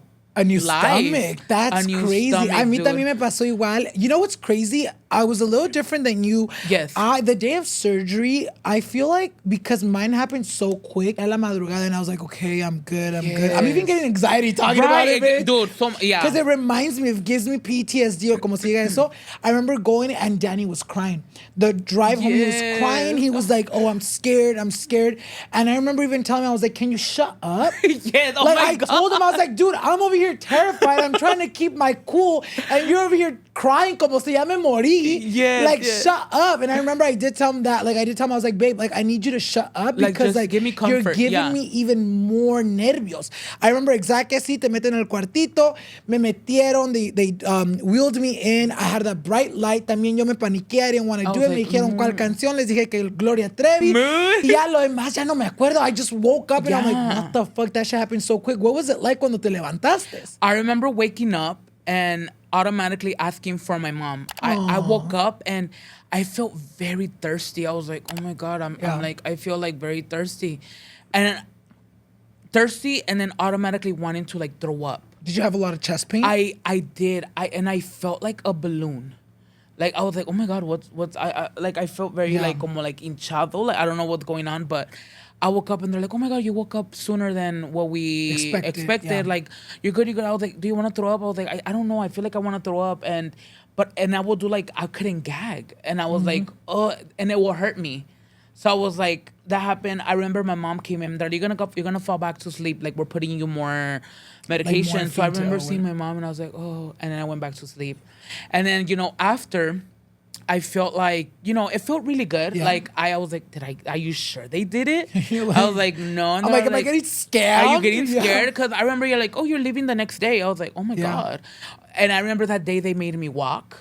Everything Cuando te levantaste, cuando te levantaste, and they were trying to make me blow on this like machine, and like I couldn't. I was like, oh my God, I don't know why I can't really do it. And they're like, drink a little bit of water. I remember they brought me like a protein drink, like the it looks one? so The juice, pink one, the juice, yeah, the juice. They're like, you have to try sipping a little bit. We're just trying to see if it works. If you're guys, like they cut 80% of your stomach and they leave your stomach with 20%, which is like the size of a banana. Yeah. So this surgery, you're gonna have to like learn. It's like a whole life changing. And then also like your body in general has to like make sure it's functioning too, right? Yeah. So like your body's in shock. It's like what happened? Like what's going on in you? So like, I feel like I was getting like those, and you feel the reactions like kind of soon, but like you're under so medication, so you don't really feel them. So I was like walking super cool. So it happened. The surgery happened. I was like, whoa, I did it. Yeah. Honestly, I couldn't even believe in myself. I was like, whoa, I can't believe I actually did it. Like, never in a million years did I even think I was down for this. Yeah. But it happened. I remember, I started walking during the night. They're like, okay. And I remember I got so scared because there was 3 other people in the room with me. Like, that also got the surgery next door. And for some reason, something went wrong with one of theirs that the ambulance had to come. I remember she was screaming and she was in pain. And I was getting so scared. Like, my heart was like, it was I was like, Mom, ¿qué está pasando? I'm so scared. Like, ¿qué le está pasando? Me va a pasar a mí. And I do not know specifically what happened to her. They didn't even tell me. They were just telling me to calm down. But I will just hear her screaming because she was in pain. I hope I know it was a woman. I hope she's okay. But I remember they took her like super fast. But it was just something scary that like at the time I was like, oh my God, like I hope nothing happens to me. And the morning came. I went home, and I will say that the recovery for me was the worst. Why? Because, dude, I especially for the first 2 days, you have so much gas in you, and it was so painful. And the way that you have to sleep, the way that you have to like so uncomfortable. Like I'm not gonna lie to you guys, I didn't sleep for at least like 3 days because it was just like I would knock out and like I would wake up and like your position, your position, and then like having to like do like because the first week you guys you're not even eating. Yeah.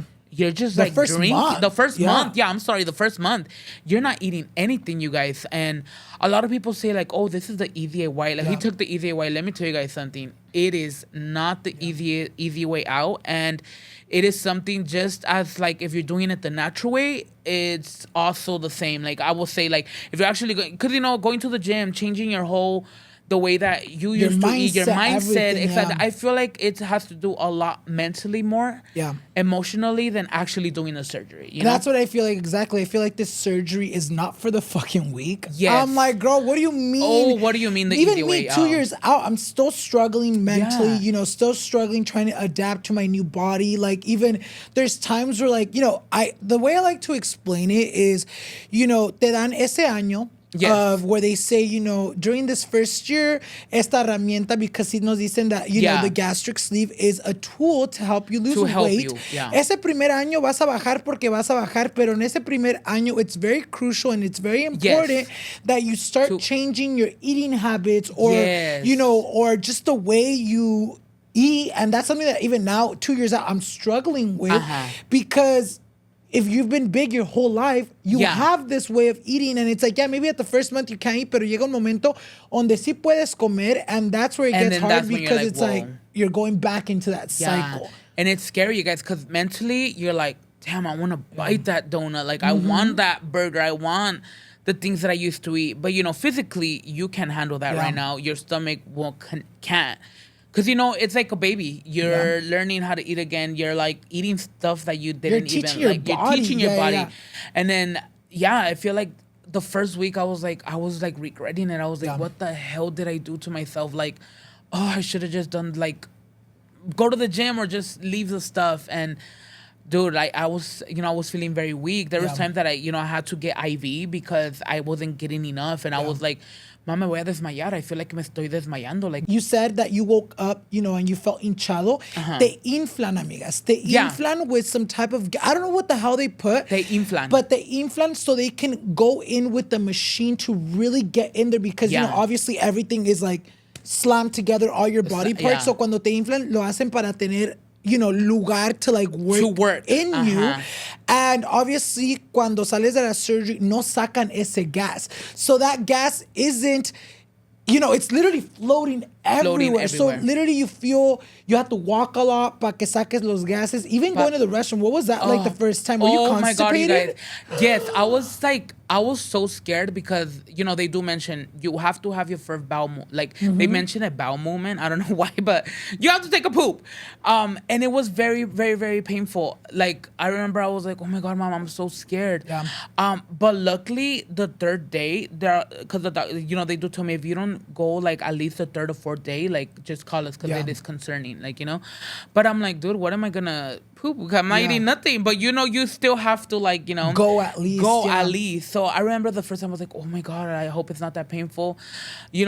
Luckily I did struggle, but like it was scary. I was like, whoa, like, okay, my stomach is working. So it was like a little like, I remember I screamed. I was like, Mom, I did it. And I was like, what the hell? It was like our first like going to the restroom. It's like that. It's because you guys, I didn't poop until maybe like a week out. Yeah. But I peed instantly that day I came out of surgery. And when I peed for the first time after surgery, I was like, oh my God, it's like, working. It's literally working. Because that's what they want to make sure that you're able to poop and pee because, puede pasar algo donde pues your body parts maybe don't function the same, So it's very important to poop and pee.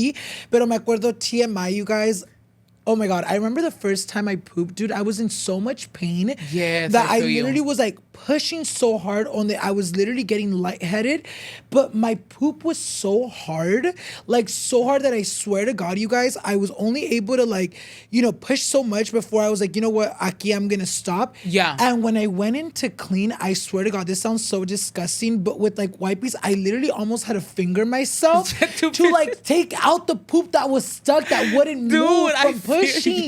Do you know what I mean? Yes. Dude, guys, parece una pinche roca saliéndote, you I guys. know, dude. It's TMI, you guys, but if you're planning to get that, just get ready to go through it because I'm going to say like maybe 80-90% of the people will go through that. It's like constipation because like, it's a new stomach. So it doesn't know how to react. So everything's like, your there, body's trying to figure out why the well. fuck 20 minutes ago you had a full blown out stomach and you wake up from surgery y te quedó la miniatura. So it's like, damn, it's scary, guys. Pero sí pasó. And then like I also struggle learning how to like the process, because you know you have like a liquid diet, then you have a puree diet, then you have soft food. So introducing things that do, like, it's crazy because now I eat things that I was disgusted before. Like, for example, like I used to hate tomato, and now like me lo como. I'm like, oh my god, it's crazy. Like I changed a lot. Like it's crazy. Like I'm being very strict. Like I'm not having sugar. I'm not doing no red meats. I'm still like keeping up with like proteins, etc.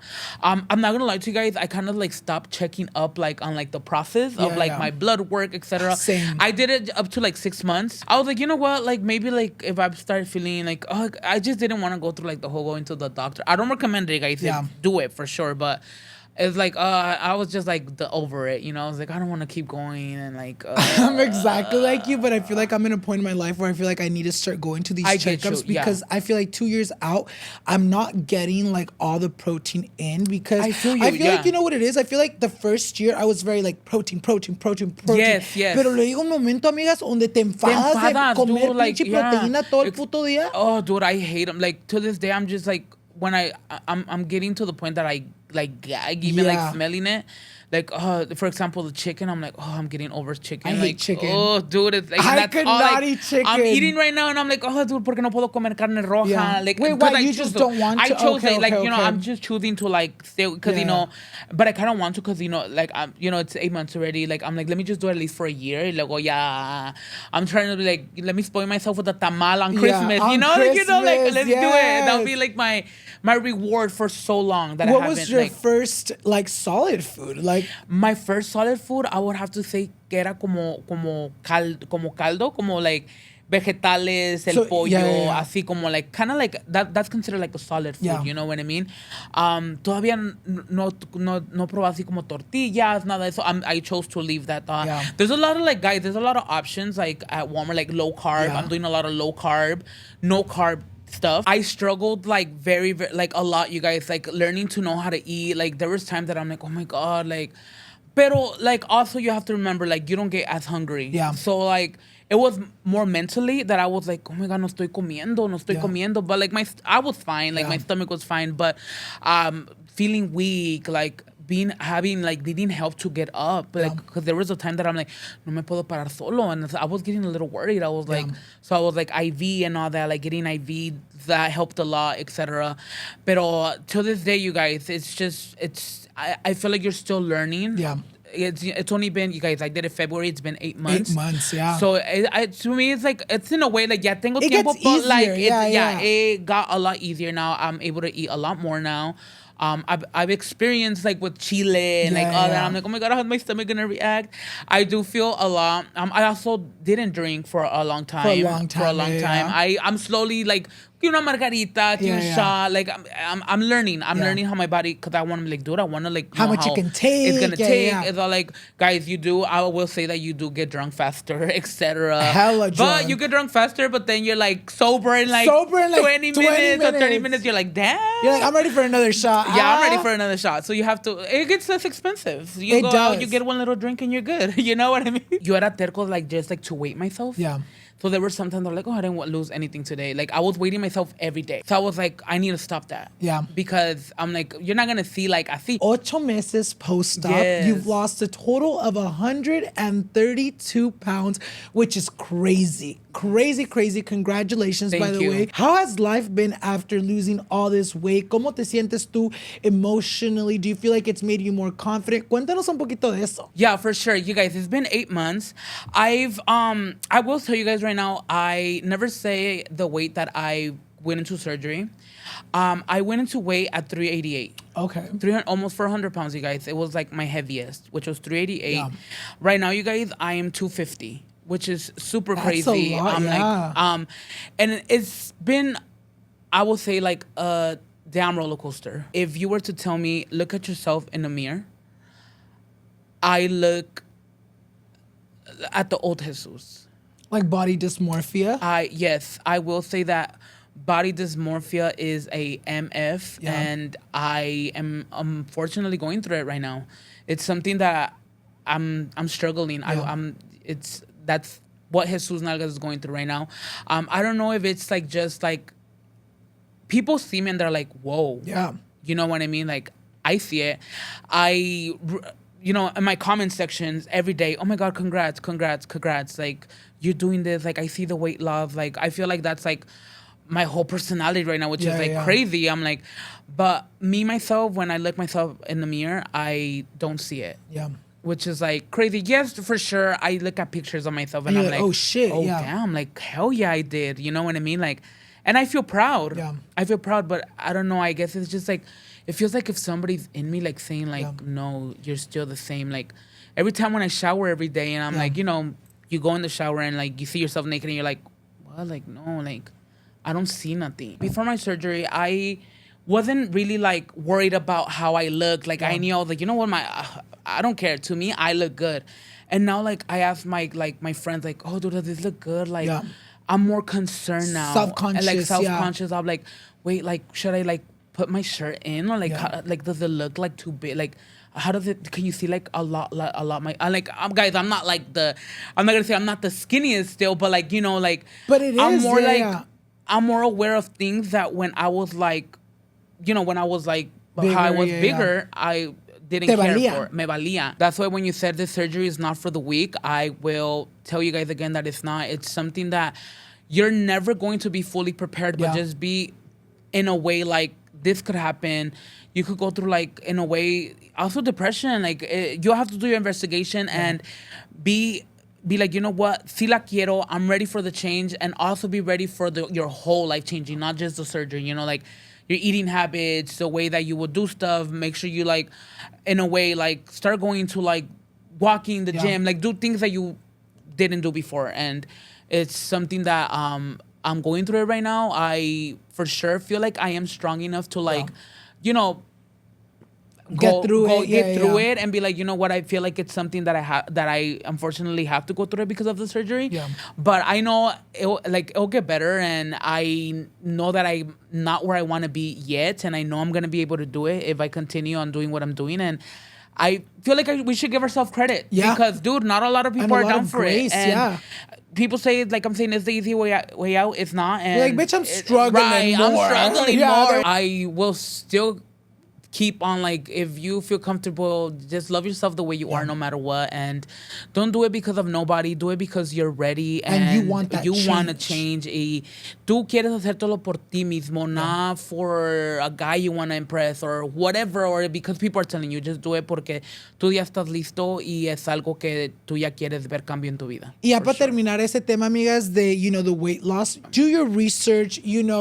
Really, I always say, I know we didn't go through all these classes that, insurances makes you go through, but I always advise, go to therapy prior, go to all these classes, investigua, because it is something that you end up dealing with and you kind of figure out by yourself. But if you would have known prior, you would have been like, okay, ya sé que eso es lo que estoy sintiendo, and I'm ready for it. Quiero platicar un poquito de tu vida as a content creator. I don't want to get into how you started, only because in the past episode, amigas, nos explicó todo eso. Si ustedes quieren ver cómo Jesús Nalga came to be online, vayan a ver el otro episodio de hace 2 años, amigas. You did an amazing job explaining and telling us how all that started. Pero lo que sí quiero platicar es cómo le haces tú to come up with such creative content. What is your creative process? ¿Cómo le haces? Cuéntanos. Yes, for sure. Well, yeah. You guys, I've been doing this officially full-time for 3 years, almost 4. I feel like it's been longer for some reason. But, yeah, I started in officially 2022. And I love what I do. I will say that I love what I do. It's something that I enjoy. And I am so happy and blessed to be able to call this my job. I feel like todos mis videos, I try to make them for everybody. And every time I'm like, you know what? Like, I have like, it's my job. It's like you have your own schedule and all that. So I treat it like as a regular jobs that I had before. I wake up on Mondays. I was like, you know what? Today I have to wake up early because I have to start my filming day. I have a little notebook. Do you have like a brainstorming process? A brainstorming day. I have my little notebooks where I literally remember things. I'm like, oh my God, what did I go through the weekends? Maybe I'm in a store and I'm like, oh my God, remember that moment, like when the mom was like speaking to the children, like, okay, do you need a break? Like, or like little Yeah. experiences that get like, or like, oh my God, we all been through it. And I sit down, I write them down and just brainstorm, like maybe I should say this, I should this. And then a lot of it is a lot of improv. So once I start filming, like me salen las No, you're ocurrencias. You're so good at it. Did you go to like, were you a theater kid growing up, or cómo viene toda esa de For actuación? sure, I would say that todo eso de la actuación, like acting and all that, has always been of interest, for sure. Yeah. Como te digo, you guys, I grew up watching like the novelas, como like Rosa de Guadalupe, Rosa de todo, Guadalupe, The Alebrijes, Atrévete a Soñar. Like that was always my dream. Like that Oh my was always God, like yes. being like a Disney Channel star, Yeah, like yeah. algo así. Eso fue mi sueño. Siempre me interesó eso.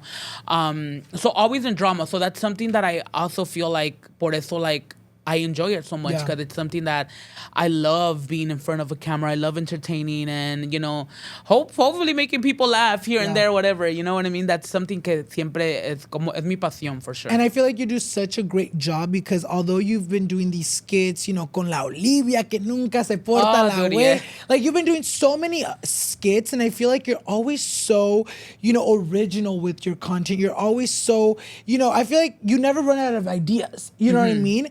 Do you ever get like creator's block to where you're like, oh my God, I don't know what the fuck to do. ¿Qué voy a hacer hoy? ¿Qué tipo de video voy a hacer? What is that like when you do get those, you know, creative blocks? Yeah, for sure. Like I'm telling you guys, I feel like in any job, in any industry that you're in, there's always the ups and downs, you know? And I will say that sometimes the downs is like, sometimes you're just like, you're like a light bulb. And when it pops, you're like, whoa, you know, like, what's next? I don't know.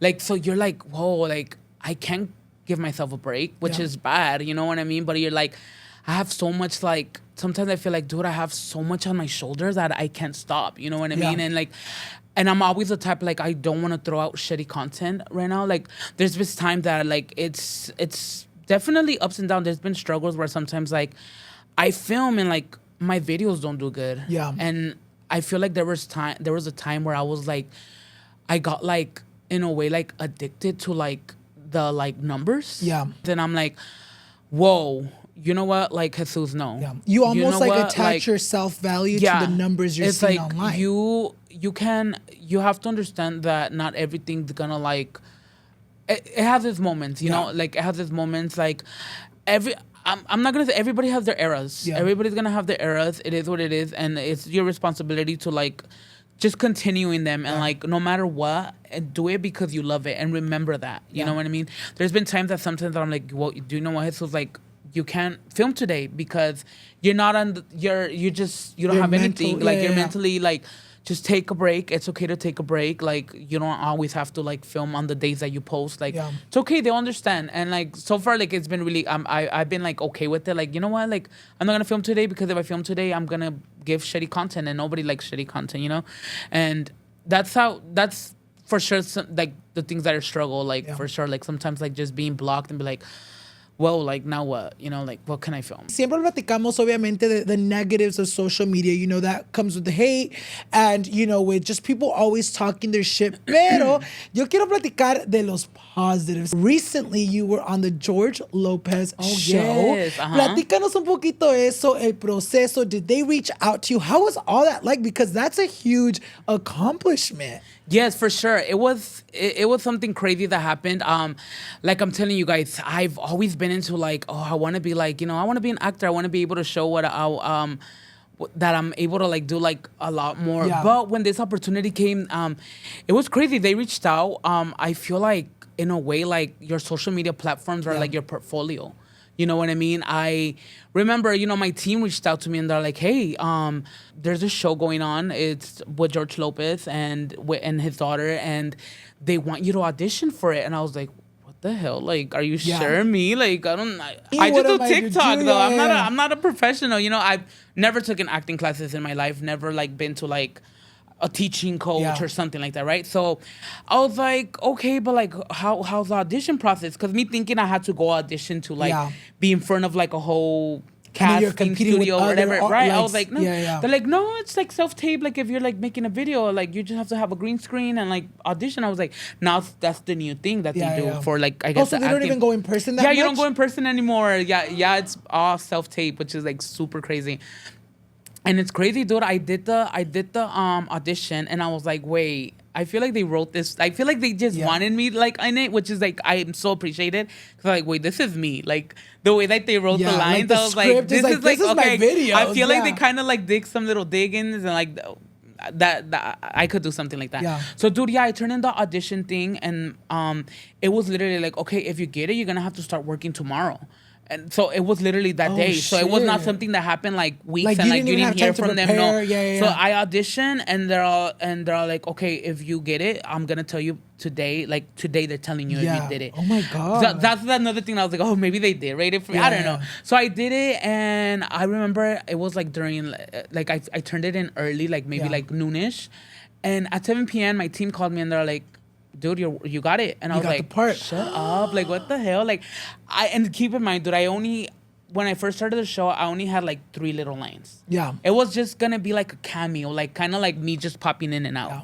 You know, like just saying, hey, boom, out. You know? As Jesus, or did you have like I had a character, but it was like my character. Like that, like teacher, the teacher, like character that I do. Like, you know, like a maestra. I was a dance teacher on the show.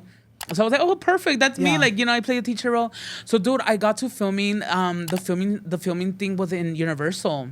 So it was like really crazy. I walked in there and obviously like there was a big ass mesa. All the talent came out, George Lopez and all that. Like, me saludaron. Like, were you overwhelmed? I was like a little like nervous. I was like, dude, I've never done this. Like, I felt like very like. Very shy. I was especially like, because it felt like the first day of school. I was like, okay, these people are actually actors. They have come out in like Netflix shows, etc. and all that. You know, me over here on my little TikTok. I'm over here like, I do TikTok. Yeah. And, you know, a lot of them are like, damn, like. It's crazy, but hey, unfortunately, we did took over. Did you say that to them? No, I didn't. I didn't. Like, I feel like they kind of knew a little bit because like they did say kind of like, oh, I watched you online before, and I was like, oh shit, like they so do watch like, it. Cool as fuck. So that's cool, and like. So yeah, it happened, dude. Like it took a whole week to film, and then I had to do it in front of a live audience. So like it was like people would come and like watch the show, like sitcom. So like a sitcom. Yeah. It is a sitcom, you guys. Yeah. So, dude, yeah, I did it. I was so scared. Like, I'm telling you, I only had 2 lines. And the next day, they're like, oh, they added 4 more lines for you. I was like, oh my God, is that a good thing? I ended up having at least like 10 lines. From 2 lines, it went up to 10 lines. So I was like, oh, damn, I feel like I did something good. You know, like they're adding more lines. So I got more screen time. Así se llama. I got a little more screen time, which was like, oh, you know, that was super cool. Like, yeah, I filmed the show and all that. And then, you know, you film it and it takes months to air. Like, I was like, oh my God, I did that like so long. And then... yeah, the experience, it was just like, dude, I got to experience like the action thing. And like, it was crazy. I was like very nervous, like, cause I would mess up a lot. Yeah. Cause I was like, dude, you have to do it like in front of like people that come critique the show. Okay, go ahead and act. And they're like, this is not funny. This is funny. And it's surprisingly like my lines are like, okay, they're laughing. I guess they're good. But I was so nervous because I was doing it in front of our whole squad, and I'm never used to like doing it in front of people. I'm like always in back of my camera with my brother filming and just like that's it. Like I still get shy when people stare at me filming. Like when I have to film in public, I'm like, oh my God, is somebody watching? Like I hope they're not watching. Like when I film in stores, I'm like, dude, is there? And hold on, people are watching. Chill. So like to this day, I'm still sure. Like I still struggle with that. But yeah, I did it. And I was, you know what, like. I'm just gonna do it. They could probably like you never know what could happen. And then dude, I did it. I filmed it, and it was a great experience. And dude, now it's there. And like recently, like you know, And then I did this last year. And like for some reason they posted a little clip on TikTok recently, and like it got so many like, oh, I can't believe you're on the show. I was like, guys, you didn't watch it? Like y'all didn't see it when it first came out? It came out on national TV, bitch. Literally, like it's crazy. It really did. It came out on national TV, and it was crazy. I enjoy it. Now you guys could watch it on Netflix, Peacock. Vayan a verlo, amigas. And available on the NBC app. Do you remember like the exact episode? It is, I think it's episode 20. Vayan a verlo, amigas. Season 1, episode 20 on Netflix. Check it out on Netflix, guys. I remember I actually think I watched it.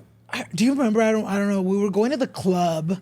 Yes. And you had yes. gone And I had in the just car filmed with it. us. Yes, and you had just told I us had about just- it. Yeah, yes, that's yes. crazy. Do you feel like after experiencing this, do you feel like now that you've kind of like wet your feet into like the entertainment business, do you want to continue like acting? Or qué son tus planes? ¿Te gustó tanto que quieres seguir echándole las ganas to like and pursue an acting career? Yeah, definitely. When I started this, I knew that I wanted to do it, that I wanted to do the media thing. But always in back of my mind, I was like, you know what? I want to go into acting. I want to do like the acting thing. I want to do like all the. That's my dream. That's like what I want to do. I also want to be able to show that.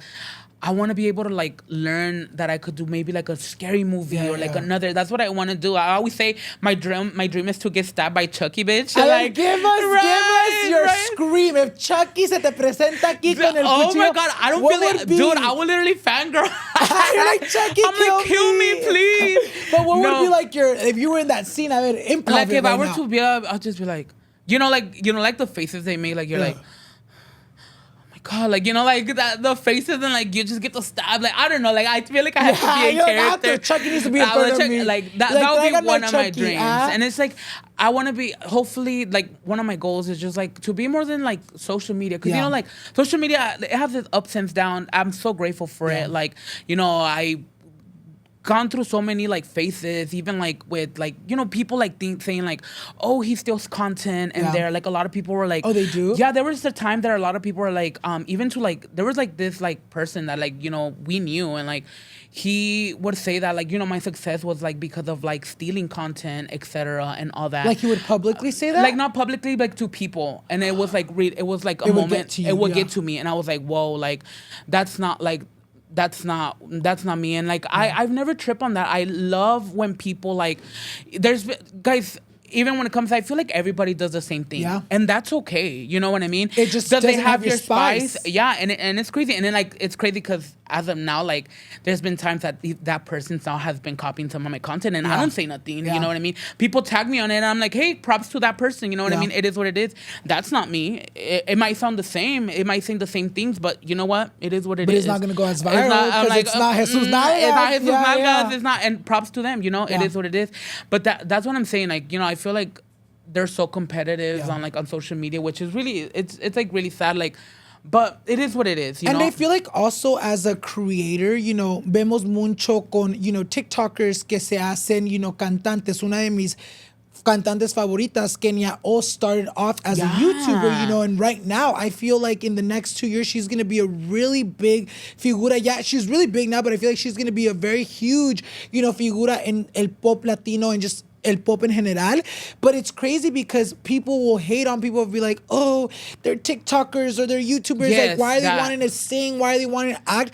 Amiga, igual como tú, we all want to prosper in different categories. Like, I started on YouTube, I started on TikTok, pero no nomás me voy a quedar ahí. Quiero hacer más. Like you, for example, you started doing these skits, and it's amazing to see that how these skits took you from just being on TikTok to being on fucking national television. You know what I mean? Right. Y yo pienso que eso debe de ser, instead of people talking shit about like, oh, es un TikTok se cree actor, or es un TikToker se cree cantante. It's like, no, miren que igual como cualquier otra persona, maybe you got your start on social media, but that's only to elevate you, because miramos mucho as kids, we always have dreams of being singers, actors, we want to be in that novela, and it's like it's really hard to like get in the industry. So if you're able to work hard and a lot of people already love you, why not? Why not? Why not fucking try? So ya quiero platicar el último tema que tenemos aquí con Jesús.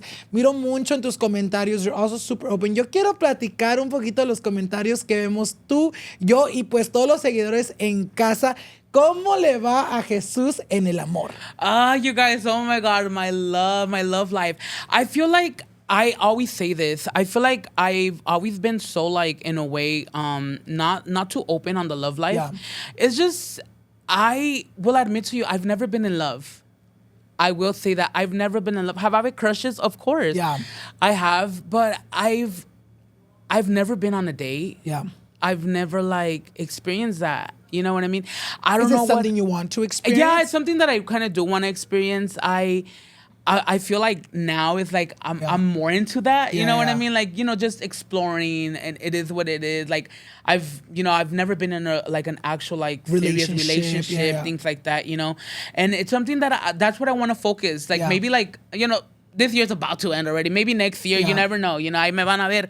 And it's like a lot of people do ask me like, "Are you single?" Taken? Yeah, I'm single. Like lo que caiga. It is what it is, and así estoy. And it's something that for sure I do want to experience. Como les digo, no sé por qué like fully nunca le he entrado. You tell yourself like, dude, you don't want to be alone for the rest of your life. You know what I mean? Eventually, like it's gonna happen. Like.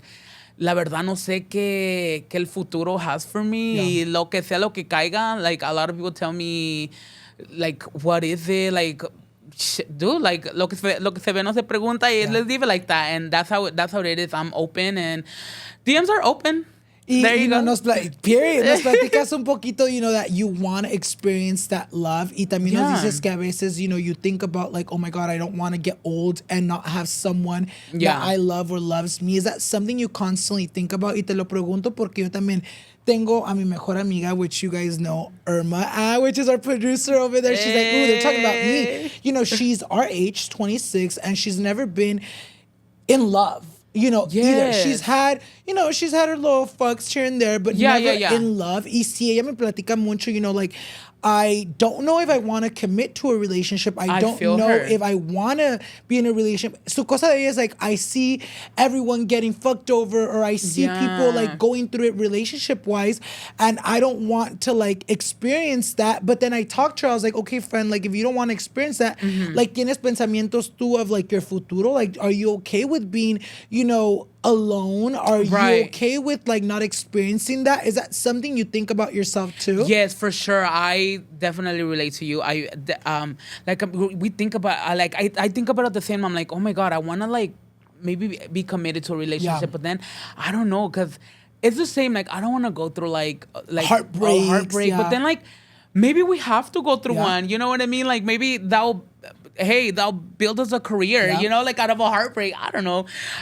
But for sure, that's something that I'm like, I always think to myself, like, okay, well, maybe if I don't experience it, am I okay? Like, not being alone. And I always like, my backup is like, well, I have my family. You know what I mean? But I'm like, well, my family has they're gonna have their family. Start creating their families. I was like, I'm not gonna stay with my mom and dad my whole life. You know what's crazy? I think about that all the time. And me, obviamente ustedes saben, amigas, that I've been with my partner for 8+ years. The thoughts that I do think about, are, we don't want to have kids, right? Like that's something that maybe at this point in our life, I think it also has to do with, our schedule. Like there is no way we can fit being parents. I mean, de que se puede, pero de que queramos privirnos de la vida que estamos viviendo ahorita to become parents is something that we don't want. But I do have convos with my boyfriend, and I'm like, babe, like, like you said, my sister, my brothers, todas tienen familias. Our best friends tienen su familia. Like they're creating, their little families that at the end of the day, cuando uno gets old and raggedy and fucking ya viejito uno, we're like, I tell my boyfriend all the time, I was like, babe, like, right now we're good.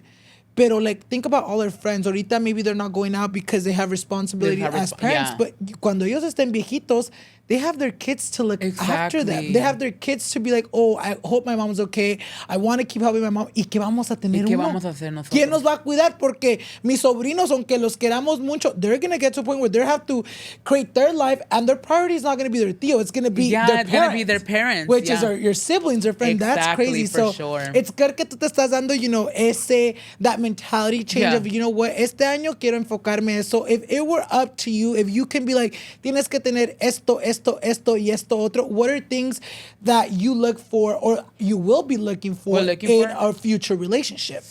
Oh, number one, I'm all about personality. Okay. So for sure, a good personality, like having ambitions, like being like, having like wanting to have a career or like working on your career, etc. Somebody, having goals. I'm all about family, so for sure family orientated. Like I want to, like I picture myself like being cool with their family, etc. Like whatever, and just like a good time. Like that's it, right? Loyal. Damn, it's a hard one, but like we want it, everybody wants to be loyal. Unfortunately, something that this earth has lack of. Literally calling all the bitches out calling right all now. everybody out. Calling all the infieles you know, out right now. Infieles. We should do an exponiendo infieles one. Exponiendo infieles Let's go. with Jesus. What would be like your red flags? You know, what are things that maybe not just necessarily you have gone through, or things that like you've seen your friends go through in a relationship where you're like, you know what? Cuando yo esté en esa situación, these are the red flags I will not be ignoring. Red flags, I'm gonna have to say somebody that I will say somebody que pues no tiene como like como chiste, like como like not the chiste, como like point of view, like como cool, like que you're no okay le with guste being like there. que no le guste like hang out with friends, como te digo, somebody that like that doesn't want better for themselves, así. That's, I feel, to me that's a red flag. Or just somebody como like que no se sepa como like valorar o expresar or like something. I think like that's that, very like, important in every relationship because you don't want to be with a bum. You don't want to be with someone that like doesn't want to mejorar whatever state in life they're in. Porque si pasa mucho, you know. Yeah. Do you feel like it's gotten or it's gonna be harder, especially because you know you are such a public person? Like, I feel like when you date as an influencer, I feel like it can be hard because it's very much like you don't know if people have true intentions. Is that something that you like think about constantly too? No, yeah, definitely for sure. And like it's crazy because it happened recently. I was talking to somebody and at first like I hate when they like act like they don't know who you are. Yeah.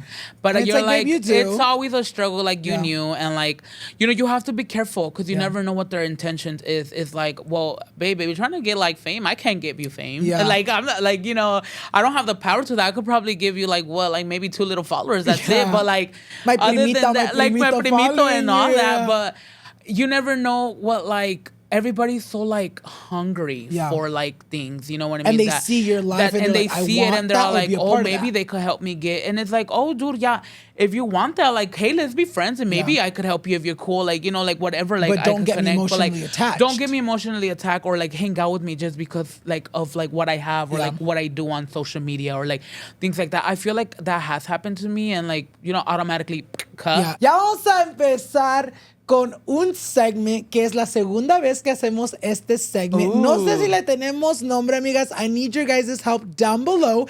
But I'm thinking of naming the segment Chisme and Pendejadas with I Alannized. love that. So basically, si no vieron el episodio pasado, amigas, yo, igual como les pedí on TikTok hace poco, les dije que yo quería hacer las partes a ustedes del programa, and the way we're going to do it right now, I do have plans of bringing one of you guys physically here to talk about your guys' story, you know, or whatever the case may be. But one of the things that we're going to be doing with this new segment is I went ahead and told my seguidoras, the people that watch the program, y les dije que me mandaran any situation that they need advice in or just our point of view, mine and my invitados. Send it over to the Noche de Pendejadas Instagram. Noche de Pendejadas. Aquí les voy a dejar, amigas, el Instagram. Mándenos sus historias. We're going to be reacting. We're going to be giving you guys, you know, advice. Y eso es lo que vamos a hacer el día de hoy. Before we get started, let us know if you like Chisme and Pendejadas or si tienen otro name. Déjenlos, and then whenever I make it official, it'll become official. So vamos a empezar. ¿Estás lista? I'm ready. A ver, ahora sí, ahorita ya platicamos mucho de ti. Ahora vamos a ver qué andan haciendo estas pendejas. ¿Listo? A ver. La primera personita que tenemos aquí said they wanted to keep it anonymous. Okay. And this person said, so basically, I've been with my boyfriend for almost 11 months now, and we are already pregnant. Yeah, I know. But anyways, I'm 19, so I know telling my Mexican parents won't go so well. So what me and my boyfriend are planning to do is move somewhere around 6 hours from my hometown. His family lives over there, but to not tell anyone. Everyone tells me I'm too young and I shouldn't go because I'll be lonely and stuff, but I really do feel it's what's best for us and our baby. Please, let me know if I'm making the right choice of leaving without telling them. Hopefully you see this. A ver tú, Jesús, ¿qué piensas de esta situación? Oh my God. Okay, first of all, congratulations on the baby. Ya está. ¿Qué puedes hacer? It is what it is. But I will tell you personally, not to put my sister's info like that, but my sister had an experience like that. Okay. And it's really crazy because it happened during like the same time. Like the same time rate, how she like said 11 that. Months 11 in, months. I feel like It happens a It lot. happens. To me, I will say that she did rush things. I don't know her situations, but I do feel like this is a little rush. Yeah. I mean, personally, me, you know what I mean? And I will say that she also did the same thing. She did leave very far. My sister Sin ended up decirles. leaving. No sin decirnos, pero she left, like, in a way, like, to not deal with the consequences, and like I'm like, whoa. When I experienced that, I felt like, she will be like, I feel lonely over here. I don't feel like I did the right choice. It is what it is. Like, I was like, dude, like, I told you, like, things were rushed. I get it. But it's like, to me, as like right now, it's like, it's never okay to, like, at least to me, like, not having como like the support of your mom and dad there and your family, especially like because being this person's happy. the girl. Yeah, okay, so for She's sure. the Like, girl. I know for a fact, like, we're not women, but you're gonna need it. You're gonna need the support, and all I will tell you is, like, to double think about it, y que pues como dicen los parents, hagan las cosas bien. Hagan las cosas bien. Like, I'm pretty sure, like, te vas a sentir más bien, at least for me, like, que hagas las cosas bien, and, like, like, running away from, like, no matter anything, like, what a situation is never, to me, it's like, it's never the right choice to do.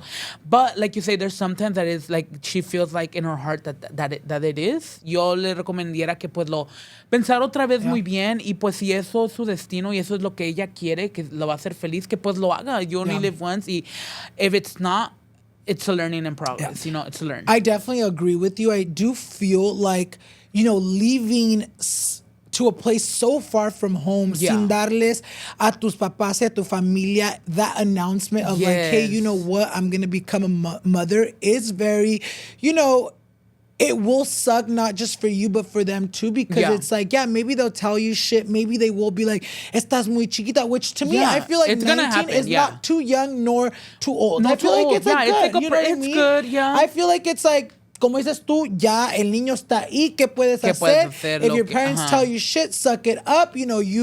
For whatever the reason is, ya pasó lo que pasó, and now it's like, hear from your parents what they gotta say, and then just find a way to go through with it. I do feel that, always doing things with, el propósito de esconder algo que no se puede esconder is not the right thing to do. I feel like for me as a person, I've had, again, not to air out my cuñadas, business. Crazy, No, literally, we were very hurt. She wasn't pregnant, but cuando ella tenía un novio bien tóxico, and she moved out of nowhere, sin decirnos, one day grabbed all her shit in the middle of the night and moved from California to Utah. Wow. Sin explicación. We found out days later that she wasn't going to come back. Ya había agarrado su apartamento y todo.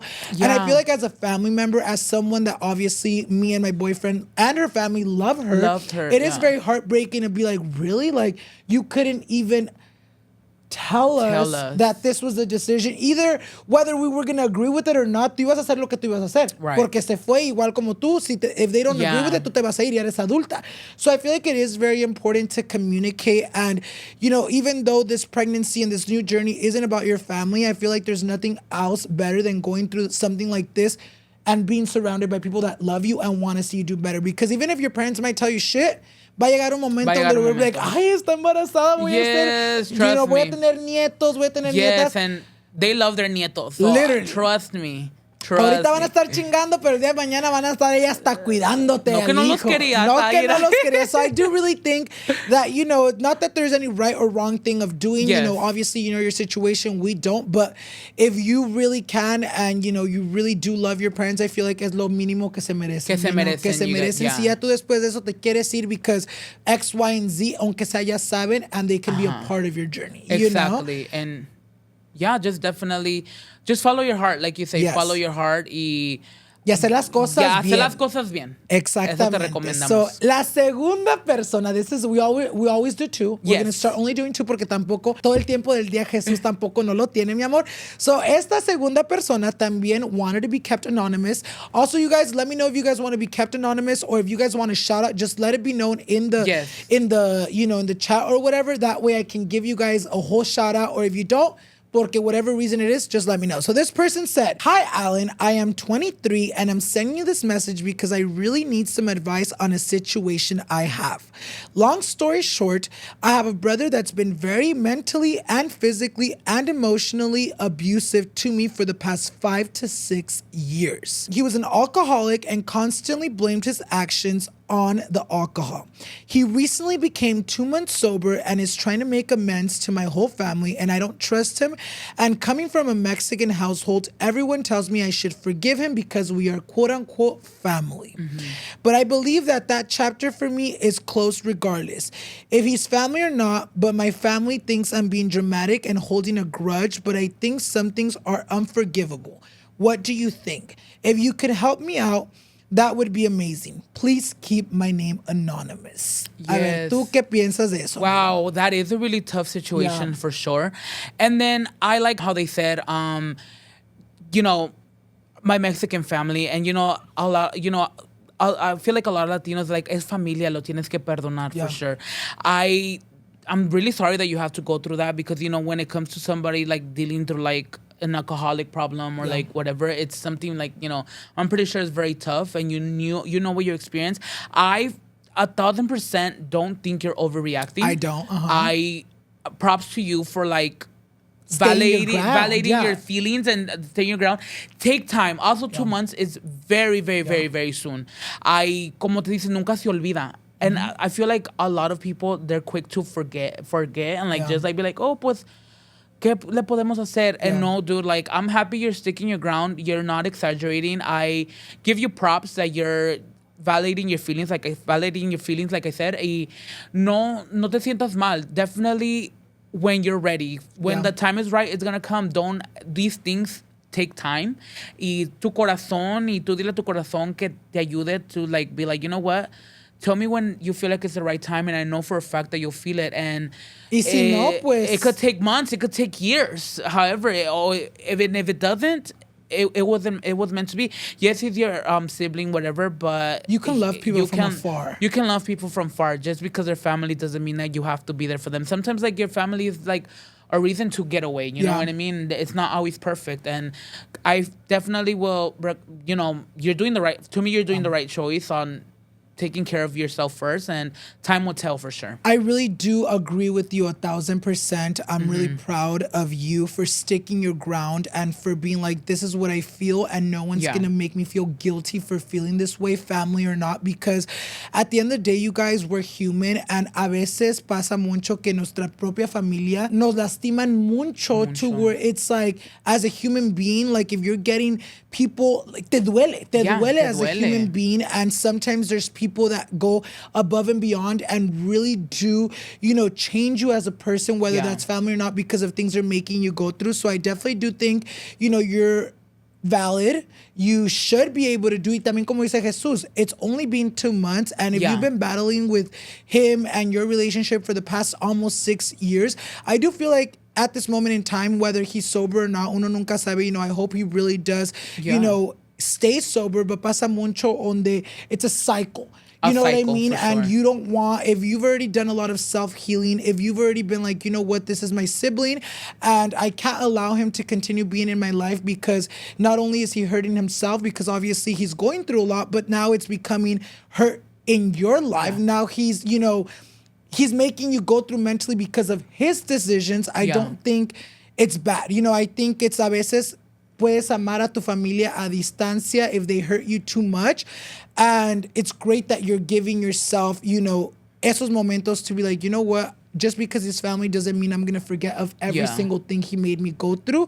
Y como dice Jesús, espero que sí llegue ese momento donde tú te sientas lista, pero que salga de ti. Sí. Que salga de ti, que tú lo sientas, porque there's nothing worse than, forgiving people or like, ignoring things that happened or hurt you because people around you are telling you, because then you're not going into that relationship genuinely. Agree. You know what I mean?